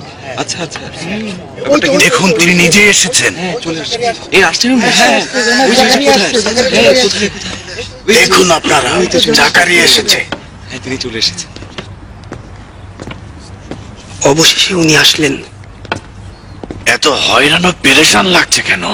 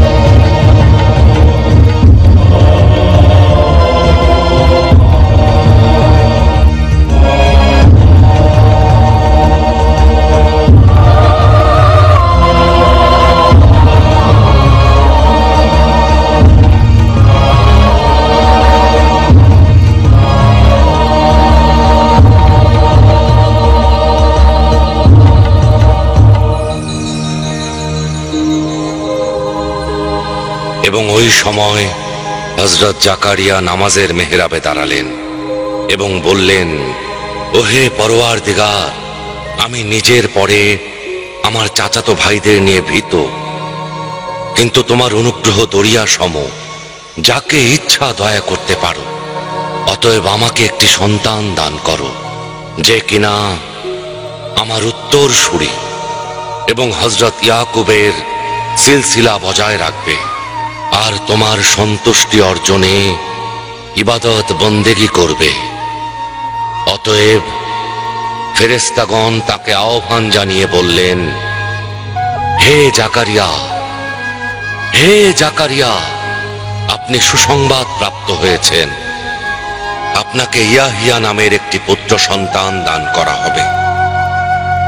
আল্লাহ তাআলা তার পূর্বে ইয়াহিয়া নামে কাউকে এই দুনিয়ায় পাঠাননি।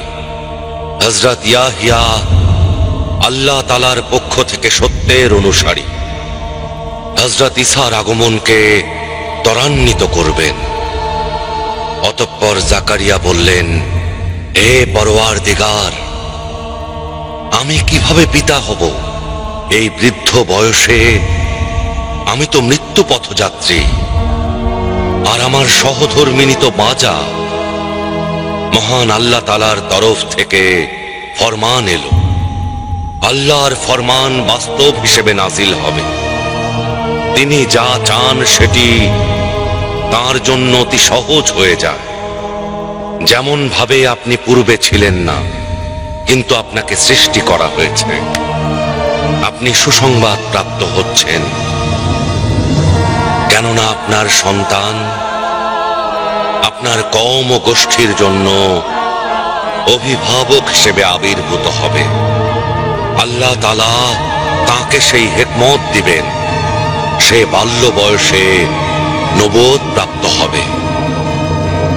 হযরত জাকারিয়া আরজ করলেন, হে পরওয়ারদিগার, আমাকে একটি নিশানা দেখাবেন, যার মাধ্যমে আমি সুসংবাদ প্রাপ্ত সেটি বুঝতে সক্ষম হব। পরওয়ারদিগারের তরফ থেকে জানানো হলো, 3 দিন হযরত জাকারিয়া কথা বলতে সক্ষম হবেন না।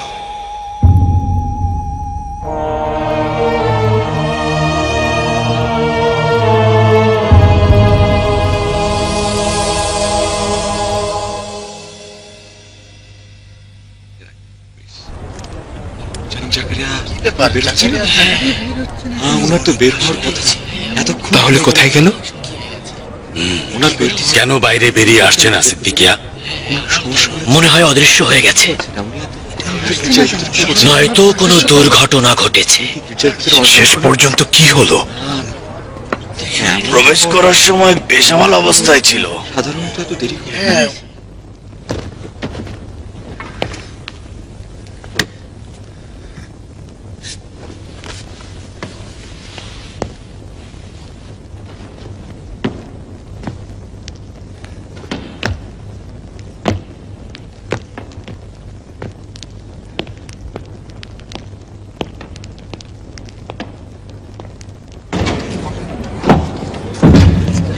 মনে হচ্ছে জনাব জাকারিয়া ফিরে আসছেন।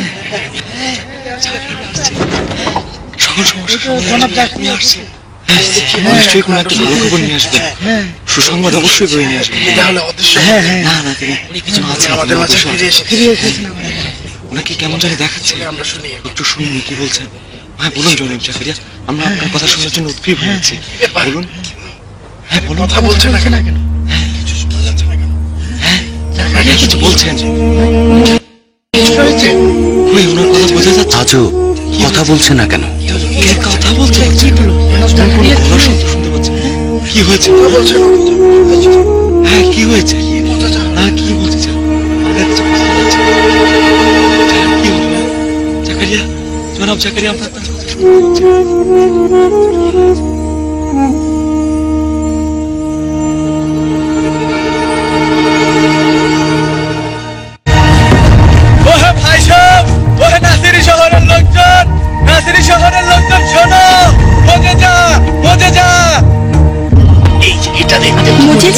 হ্যাঁ মজেজার কথাই বলছি। নিজেই তো এলিজাবেথকে দেখেছো। হ্যাঁ হ্যাঁ আমিও দেখেছি। শহরের ভাইবোন, নতুন খবর এনেছি। আজব ঘটনা ঘটে গিয়েছে, আজব ঘটনা। এবং হযরত জাকারিয়া বললেন আল্লাহ তাআলা তাকে পুত্র সন্তান উপহার দিচ্ছেন। যেমন ভাবে হযরত ইব্রাহিমকে বৃদ্ধ বয়সে খোদা একটি সন্তান উপহার দিয়েছিলেন।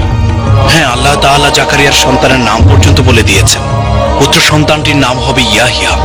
এই দুই বোনের কোনো সন্তান ছিল না। আল্লাহ তাআলা হযরত ইমরানের ঘরে দিলেন মরিয়মকে, আর এখন হযরত জাকারিয়াকেও সন্তান দিচ্ছেন। হ্যাঁ তাই শুনলাম। রীতিনীতি অনুযায়ী পুরোহিতগণ ঘোষণা দিলেই তো আমরা হযরত জাকারিয়ার মোলাকাতে যেতে পারি। জানি না। মজেজা দেখলে তো খোদার ওয়াদা তার উপরে সঠিকভাবে বাস্তবায়িত হলো। তিনি বলতেন তিনি আল্লাহর পয়গম্বর, কিন্তু পুরোহিতগণ তাকে নিয়ে ঠাট্টা মশকরা। আচ্ছা কিভাবে জানলে যে ওর স্ত্রী গর্ভবতী? ধাত্রী পরীক্ষা করে দেখেছে এলিসাবেথের গর্ভে সন্তান রয়েছে।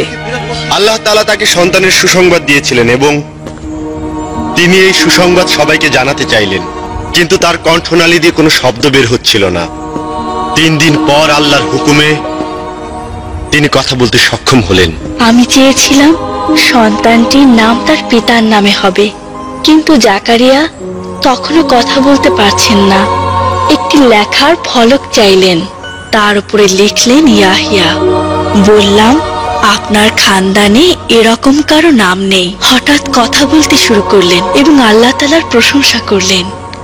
আমরা অবাক হয়ে গেলাম। ইয়াহিয়া শব্দটি হায়াত থেকে এসেছে, যার অর্থ হচ্ছে দিলের চিরন্তনতা। যে কিনা শাহাদাত বরণ করবে, কিন্তু তার দিল কখনো শাহাদাত বরণ করবে না। ইয়াহিয়া, এটা বনি ইসরায়েলদের ভেতরে অপরিচিত এবং সম্পর্কহীন। ওদের বাড়িতে যাও এবং ওর গর্ভবতী হওয়া সম্পর্কে নিশ্চিত হও। তাদের বাড়িতে যাব? আমি তো অসন্তুষ্ট হয়ে ওদের থেকে আলাদা হয়ে গিয়েছি, কোন মুখে আবার তাদের বাড়িতে যাব? যাও, আত্মীয় স্বজনদের বন্ধন ছিন্ন করো না। সময় এটাই চাইছে ইস্তার। হে বনি ইসরায়েল, নাপাক হস্তদ্বয় ধৌত করে নাও। মুক্তিদাতার আগমনী বার্তা শুনতে পাচ্ছি। প্রতারণা থেকে নিজেদের মুক্ত রাখো। হারাম খাওয়া এবং এতিম ও বিধবা নারীদের ধন সম্পদ লুণ্ঠন থেকে বিরত থাকো, কেননা ইয়াহিয়ার আগমন সেই বার্তাই দিচ্ছে। ইয়াহিয়া আল্লাহ তাআলার কালেমার সত্যতা প্রমাণ করবে, আর ওই সময় মসিহ ইশক ও মহব্বত সহকারে দুনিয়ায় আগমন করবে।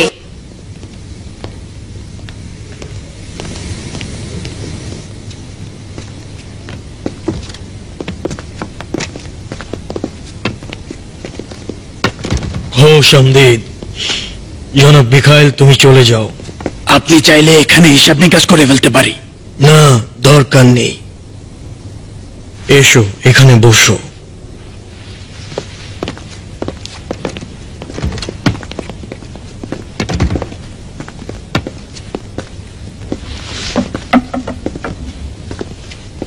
আমাদের সঙ্গে কি কোনো কাজ ছিল জনাব ইয়াসাকার? আমরা পাঠদান করছিলাম, খবর পেলাম যে আমাদেরকে ডেকেছেন, জলদি চলে এলাম। কয়েক বছর যাবত আমি তোমাদের আত্মিক উৎসর্গ ও উন্নতি লক্ষ্য করছি এবং তোমাদের চারপাশের অবস্থা দেখে বেশ চিন্তিত। বিশেষ কিছু বলবেন কি? না, শুধুমাত্র তোমাদের সঙ্গে বিশেষভাবে মোলাকাত করতে চেয়েছিলাম। গির্জায় কোনো সমস্যা নেই তো? না, কি সমস্যা? কেননা দীর্ঘদিন যাবৎ আমার কাছ থেকে নিজেদের মাসিক বৃত্তি নিতে আসুনি। আসলে তেমন দরকার হয়নি। কেমন করে দরকার হয়নি? এটি অপরিপক্ক কথা দাউদ। আমাদের সকলেরই একটা সময় টাকা পয়সার দরকার হয়। আমরা তো এই দুনিয়ায় তেমন কিছুই চাই না। যতটুকু খোদার খেদমত করতে পারি ততটুকুই সন্তুষ্ট থাকার জন্য যথেষ্ট।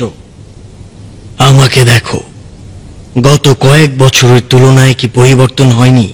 অবশ্যই। আমার চুলগুলো পেকে গিয়েছে। দীর্ঘদিন হলো মৃত্যুর নিকটবর্তী হয়ে গিয়েছি। এটি ইলাহি পাকের তাকদীর, যা সবার জন্য ঘটে। আমাদের সকলের ভবিষ্যৎ সম্পর্কে ভাবা উচিত, যাতে বৃদ্ধ বয়সে ভিক্ষুক হয়ে দাঁড়ে দাঁড়ে ঘুরতে না হয়। ইনসানের আভিজাত্যের জন্য সম্পদের প্রয়োজন হয়। হ্যাঁ, কোনো আভিজাত্য সম্পন্ন লোকই ভিক্ষাবৃত্তি পছন্দ করে না জনাব ইয়াসাকার। ভালোই হলো সত্য বিষয়টি উপস্থাপন করে। অতএব যৌবন থাকা অবস্থায় বৃদ্ধ বয়সের চিন্তা করা উত্তম।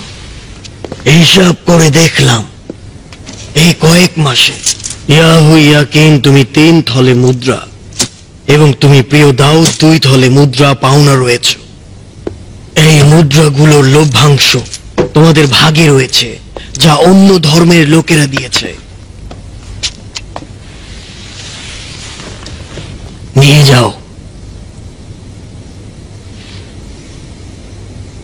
গ্রহণ করো।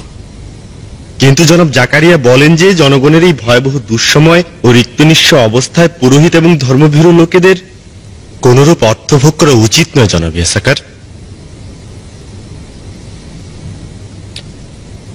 দেখো, আমাদের গির্জার পুরোহিতগণ মহান খোদার সন্তুষ্টির শানে কাজ করে থাকে।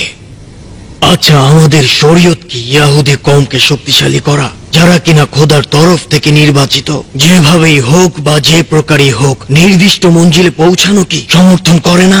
আচ্ছা, এই বিশ্বে আমাদের আধিপত্য কি সমর্থনযোগ্য নয়? কেন নয়? যে কোনো প্রকারে হওয়া কি উচিত জনাব? এমনকি খোদাভীরু লোকদের কেনার মধ্য দিয়েও? আপনি খুব ভালো করেই জানেন যে লেনদেনের মাধ্যমে কোনো ইনসানের কল্যাণ হতে পারে না। আর দিনের জন্য তো লেনদেনের প্রশ্নই আসে না। আমাদের উচিত লোকেদের অন্তরকে জয় করা, তাদের দেহ নয়। তোমাদের রগের ভেতরে এখন যৌবন খেলা করছে, কিন্তু তোমাদের এমন কথায় জাকারিয়ার কথার গন্ধ পাচ্ছি। জনাব ইয়াসাকার, আপনার মতো বয়োজ্যেষ্ঠ লোকদের সম্মান করা আমার কর্তব্য, কিন্তু আমি হযরত জাকারিয়ার অপমান কিছুতেই সহ্য করব না।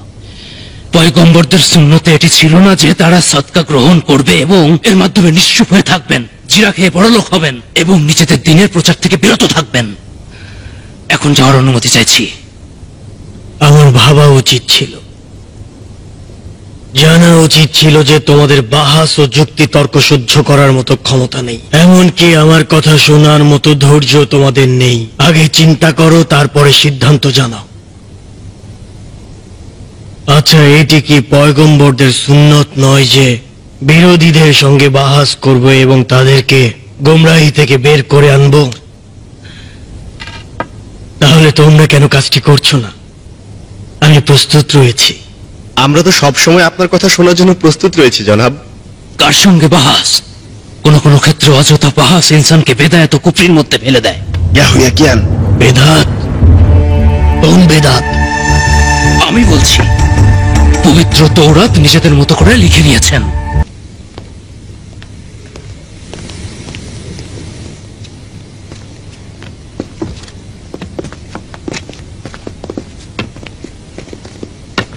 হো শামদীদ, জনাব মিখাইল, তুমি চলে যাও। আপনি চাইলে এখানে হিসাব নিকাশ করে ফেলতে পারি। না, দরকার নেই। এসো, এখানে বসো।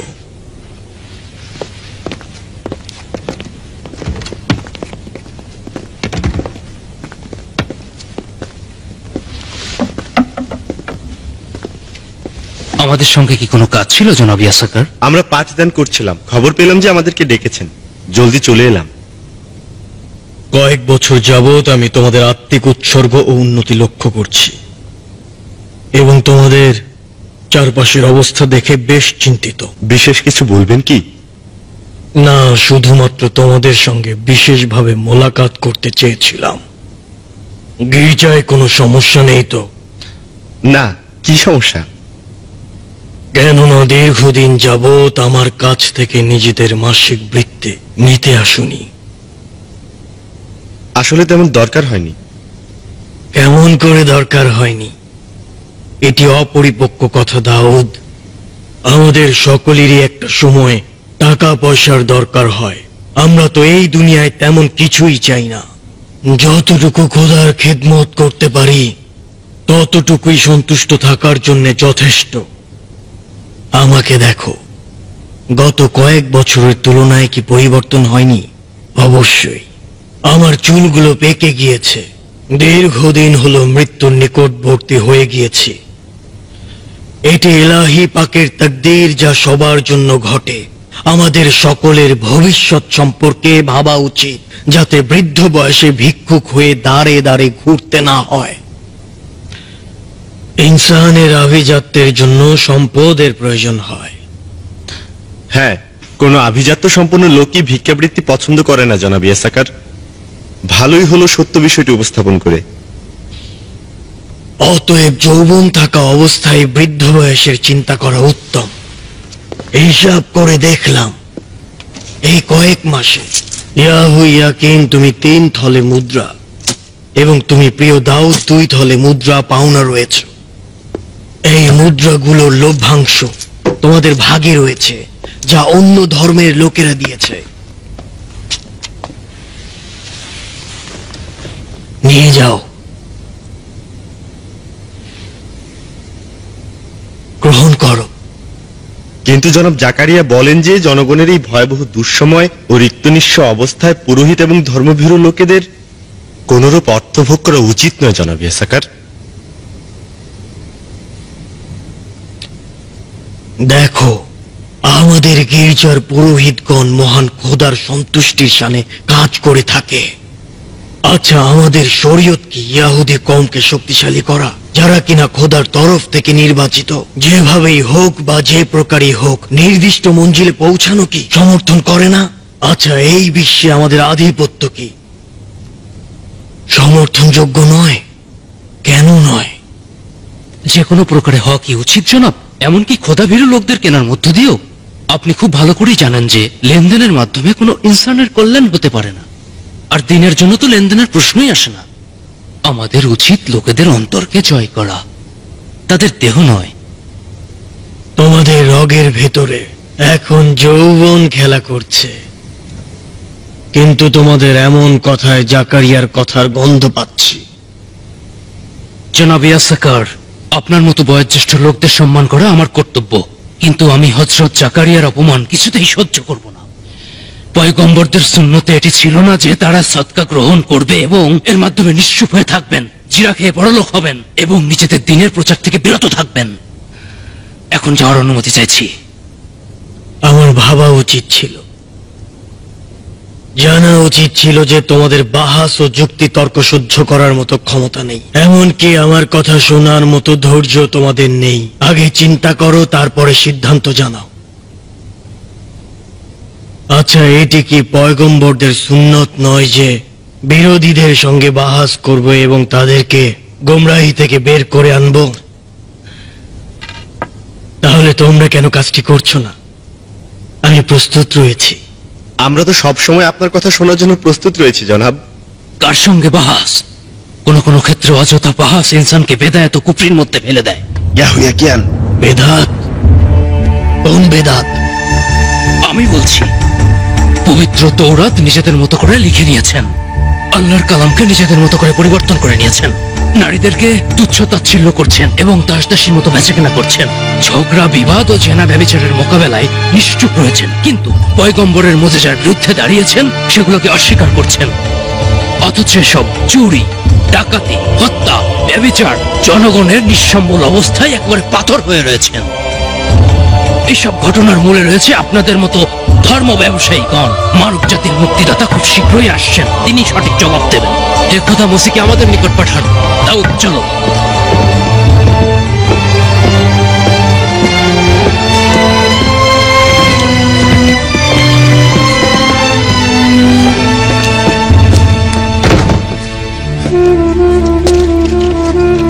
গ্রহণ করেননি? না। আপনি যদি 10 ভাগের 1 ভাগও পুরোহিতদের একজনকে দিতেন, তারা আপনাকে কুর্নিশ করত। অকর্মা সব। তাদেরকে ছোট করে দেখা উচিত হবে না। এই সভাটি আমার জন্য গুরুত্বপূর্ণ ছিল, কিন্তু আজকের জন্য ইয়াহুইয়াকিনকে অধিক মূল্য দিতে হবে।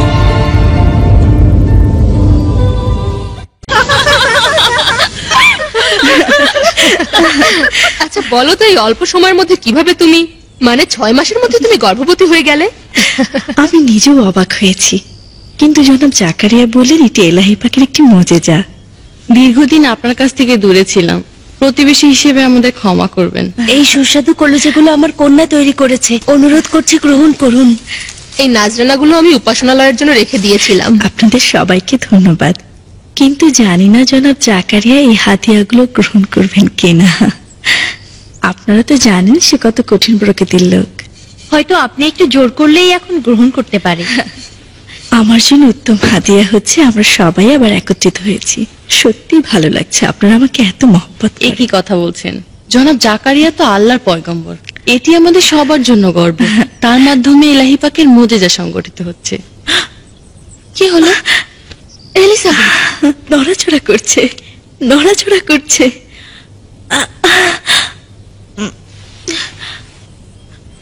আমার বাচ্চা গর্ভে নড়াচড়া করছে, মনে হচ্ছে কার উপস্থিতি অনুভব করছে।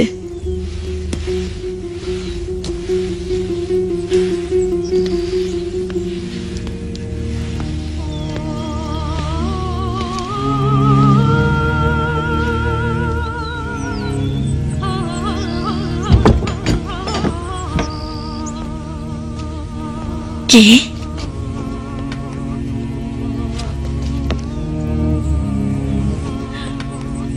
মরিয়ম।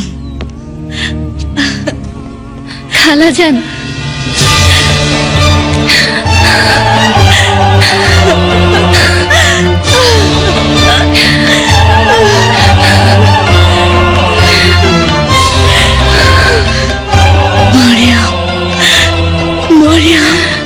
অবশেষে আসলে।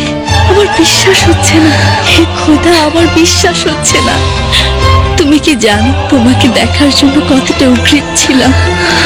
প্রিয় কন্যা আমার, উত্তম পবিত্র কন্যা আমার মরিয়ম। আগে তোমাকে মন ভরে দেখে নেই, তুমি কত বড় হয়ে গেছো। তোমার চেহারায় নূরের ঝলক দেখতে পাচ্ছি। খালাজান, আপনি আমার মায়ের ঘ্রাণ দিচ্ছেন। কন্যা আমার, প্রিয় কন্যা আমার। এই সেই মরিয়ম। মরিয়ম, অবশেষে তুমি বাইরে বেরিয়ে আসতে পারলে। শুনেছিলাম তুমি বের হতে পারছো না। হ্যাঁ দেখো, মরিয়ম। মরিয়ম, ইয়াহিয়া। হ্যাঁ, তোমার উপস্থিতি টের পেয়ে আরো তাকে বেশি অনুভব করছি। আমার ছোট্ট প্রিয় ইয়াহিয়া, আমাদের বরকত দাও। তুমি মরিয়ম, পুতু পবিত্র মরিয়ম, আমাদের নিয়ত পূরণ করে দাও। মরিয়ম, মরিয়ম আমাদের জন্য দোয়া করো। আমরা যেন আমাদের জন্য দোয়া করো। আল্লাহ আপনাদের কল্যাণ করুন। তোমাকে দেখার অপেক্ষায় ছিলাম। আমাদের দোয়া করো। দেখো মরিয়ম, একটা 16 বছরের কন্যার নিকট নত যেন হচ্ছে। মরিয়ম, তুমি আমাদের একমাত্র আশা ভরসা। হে মরিয়ম, আমাদের জন্য দোয়া করো, অনেক বিপদগ্রস্ত রয়েছি। আচ্ছা মরিয়ম, তোমার নিকট সওয়াল ছিল, আমিও কি তোমার মতো আল্লাহ তাআলার ইবাদতে মশগুল থাকতে পারবো? জীবন মহান আল্লাহর অনুগ্রহে চলে, যেখানে পরওয়ারদিগারের দরবারে অবশ্যই শুকরিয়া জানানো উচিত। কিন্তু আমি, আমার ভাগ্যলিপি মহান আল্লাহ তাআলা এরূপে লিখে রেখেছেন।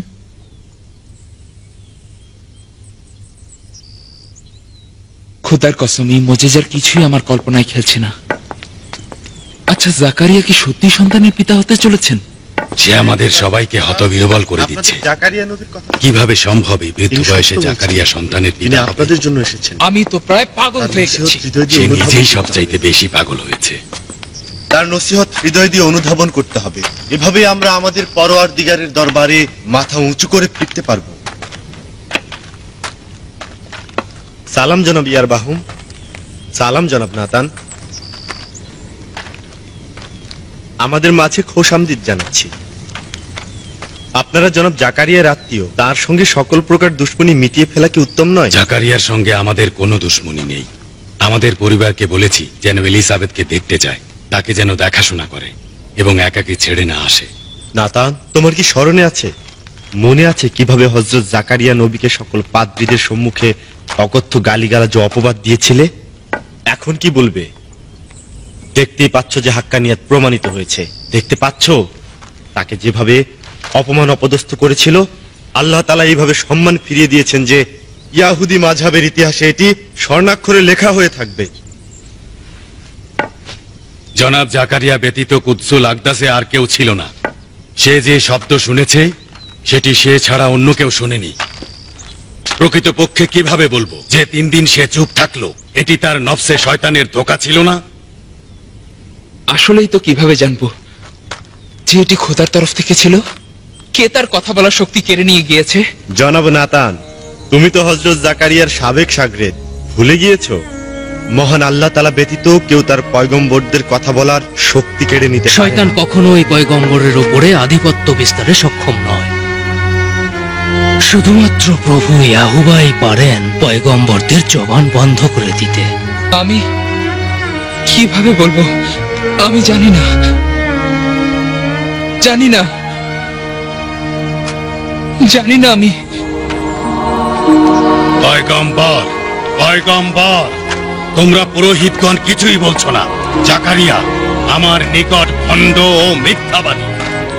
নবী ছাড়া আর কিছুই নয়। আমি এই প্রতারক বৃদ্ধের কোনো কিছুই বিশ্বাস করি না।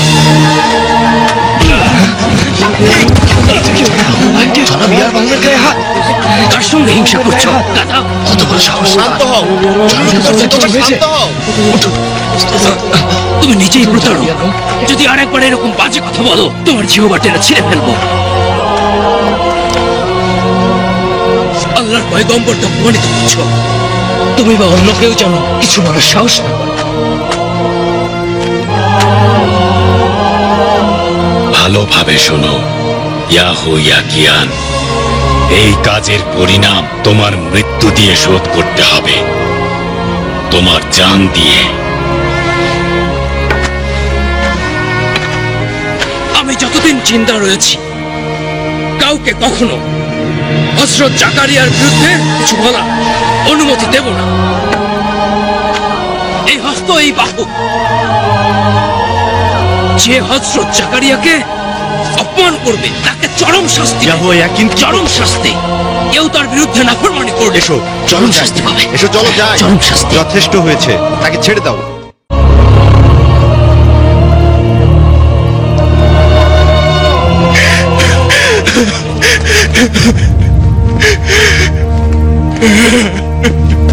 হে খোদা,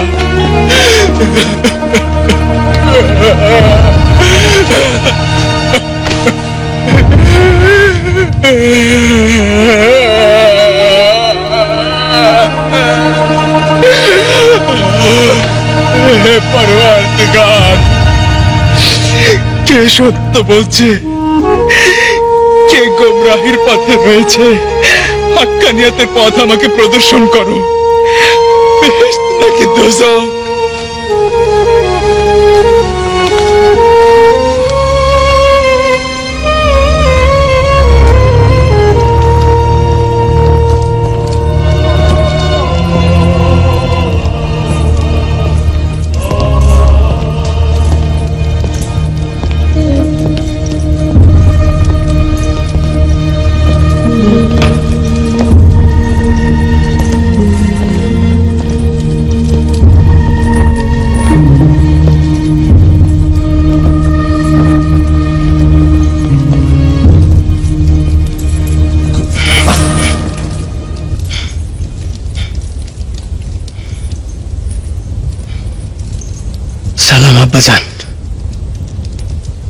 সালাম অ্যান্টিপিটার।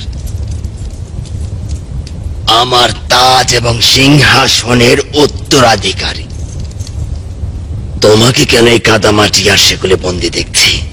আপনার সিংহাসনের বিরুদ্ধে ষড়যন্ত্রের অভিযোগে বন্দী করেছে। তাও আবার বাস্তবতা বিবর্জিত।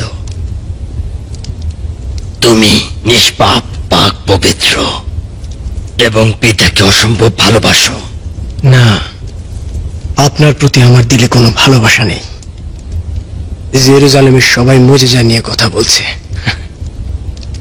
এই সুযোগের সৎ ব্যবহার করতে চেয়েছিলাম, আপনার বিরুদ্ধে বিদ্রোহ করতে চেয়েছিলাম এবং সিংহাসন দখল করতে চেয়েছিলাম। আমার একমাত্র ভুল ছিল যে আপনার কাছের কয়েকজনকে খুব বিশ্বাস করেছিলাম। তারা আপনাকে আমার চাইতে বেশি প্রাধান্য দিয়েছিল, আর এই কারণেই আমি তাদের হাতে বন্দী। প্রথম কোন খেয়ানতকারীকে দেখছি যে কিনা নিজের অপরাধ স্বীকার করে নিচ্ছে। খেয়ানত তো কিছুই নয়, এটি তো রাজা বাদশাদের আইন কানুন, যেখানে পিতার বিরুদ্ধে, ভাইয়ের বিরুদ্ধে, নিজেদের বিরুদ্ধে সালতানাত নিয়ে ষড়যন্ত্র হবে। আচ্ছা, আপনি নিজেও তো অ্যান্টিগিনেসকে ক্ষমতার লোভে হত্যা করেছিলেন। আপনার প্রিয়তম সহধর্মিনীকে পর্যন্ত ন্যূনতম ভুলের জন্য ক্ষমা করেননি। নিজের বোন দেবরাকে পর্যন্ত জল্লাদের হাতে তুলে দিয়েছিলেন। অসংখ্য অভিজাত ব্যক্তিবর্গকে হত্যা করেছেন, তাই না? আমিও সেটি শিখেছি, খুব ভালো করেই শিখেছি। যদি ইয়াহুবা আমার সঙ্গে থাকতো, তবে এতক্ষণে আপনার লোকেরা আমাকে আপনার সামনেই সগৌরবে কুর্নিশ করত।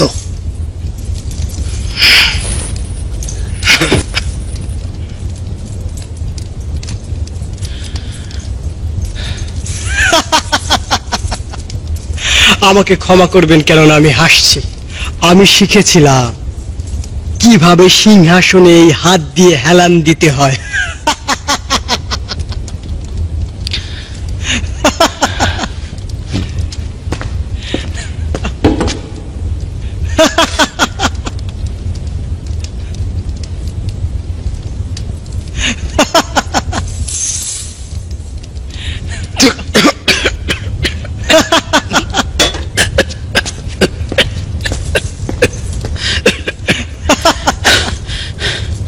চুপ করো, নয়তো আদেশ দেব তোমাকে এই মুহূর্তে এখানেই। আমাকে আপনি কতল করবেন পিতা? আব্বাজান, অনুরোধ করছি, আমাকে ওই পারে পাঠিয়ে দিন। জলদি আমাকে শান্তি দিন, যেন রেহাই পেতে পারি। পুত্র হত্যা করা সহজ নাকি পিতা হত্যা করা? এটি একটি জটিল ধাঁধা, যার উত্তর আমি কখনোই পাবো না।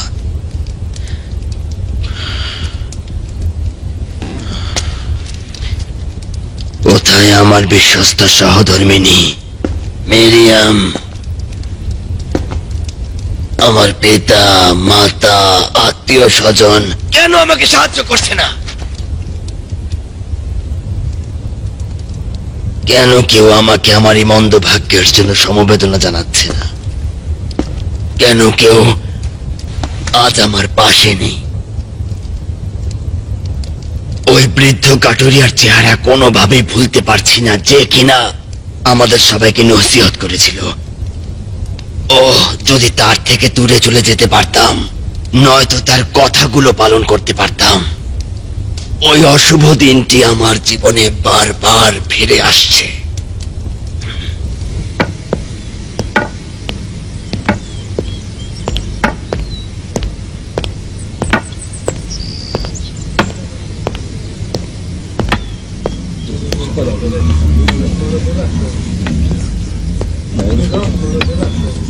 জনাব জাকারিয়া, হে খোদার পয়গম্বর, লোকজন জমায়েত হয়েছেন, আপনার ওয়াজ সকলে শুনতে চাইছেন। আমরা সবাই অতীত নিয়ে অনুতপ্ত, আমাদের হেদায়েত করুন। হে পবিত্র জাকারিয়া নবী, এই মহান মোজেজা দ্বারা আমাদের চোখ খুলে দিয়েছেন।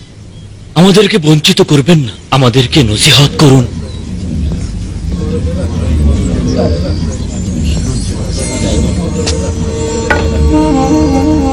সালাম প্রিয় প্রতিবেশীগণ, আপনাদের উপর শান্তি নাজিল হোক। আমি আশ্চর্য হই যখন দেখি কেউ কিছু হারিয়ে ফেলে এবং পুনরায় তা অন্বেষণ করে, কিন্তু যে নিজেকে হারিয়ে ফেলে সে আর নিজেকে অন্বেষণের চিন্তা করে না। দাউদের কাছে ওহী এলো, হে দাউদ, নিজের গৃহ পরিচ্ছন্ন করো, আল্লাহ তাআলা সেখানে অবতরণ করবেন। বললেন, হে ইলাহি পাক, সেটি কেমন গৃহ যেখানে আপনি অবতরণ করতে পারবেন? আল্লাহ পাক বললেন, মুমিন বান্দার দিল। দাউদ বললেন, কিভাবে করব? আল্লাহ পাক বললেন, সবকিছু পুড়িয়ে দাও, যা কিছু সঙ্গে আমার কোনো সম্পর্ক নেই। এরপর যদি আমার পথ অন্বেষণে কোনো কিছু নিয়ে বিভ্রান্ত হও, সেটি দেখিয়ে দাও, সেটাই পবিত্র মঞ্জিল। মুজেজা নয় কি যে নারীকে আমরা বন্ধা হিসেবে জানি, একজন বৃদ্ধ মানুষ দ্বারা গর্ভবতী হলো। জালিলের মানুষ আমাদের দেখে হাসি ঠাট্টা করে, যারা কিনা জাকারিয়া ও এলিসাবেথের নিকটের লোকজন, অথচ জনাব অবিশ্বাসী। ইয়াসাকার, কেন কিছু বলছেন না? দেখতেই পাচ্ছেন সাধারণ লোকজন কিভাবে আমাদের বিরুদ্ধে জেগে উঠেছে। একটি মুজেজার বাহানায় এমন কি হলো যার জন্য আমাদের নারীরা পর্যন্ত এত প্রভাবিত হয়ে গিয়েছে? সবুর করো, আগে বাড়িতে যাই, সেটা আমিও তুমি বুঝবো। তোকে আমি এমন মুজেজা দেখাবো। স্যার, এলিজাবেথ কত মাসের গর্ভবতী? 5-6 মাস মনে হচ্ছে। আজব, 2 মাসের বেশি হয়নি যে মুজেজার দাবি করছে। আফসোস, যদি ঈশ্বর আমাকে মৃত্যু দিত তাহলে আর দোটানায় পড়তে হতো না। জাকারিয়া বলেন, ঈশ্বর আমাদের সবাইকে পরীক্ষা করেন, আর সব লোকেরা বলছে তোমার মায়ের গলার হার আমাকে দিয়েছিল যেন তোমার নিকট অর্পণ করি। আমার কন্যাকে যদি সাবধান করো, আমি তোমাকে স্বর্ণ মুদ্রা দেব, রোমের 10 তুলি খাঁটি স্বর্ণ।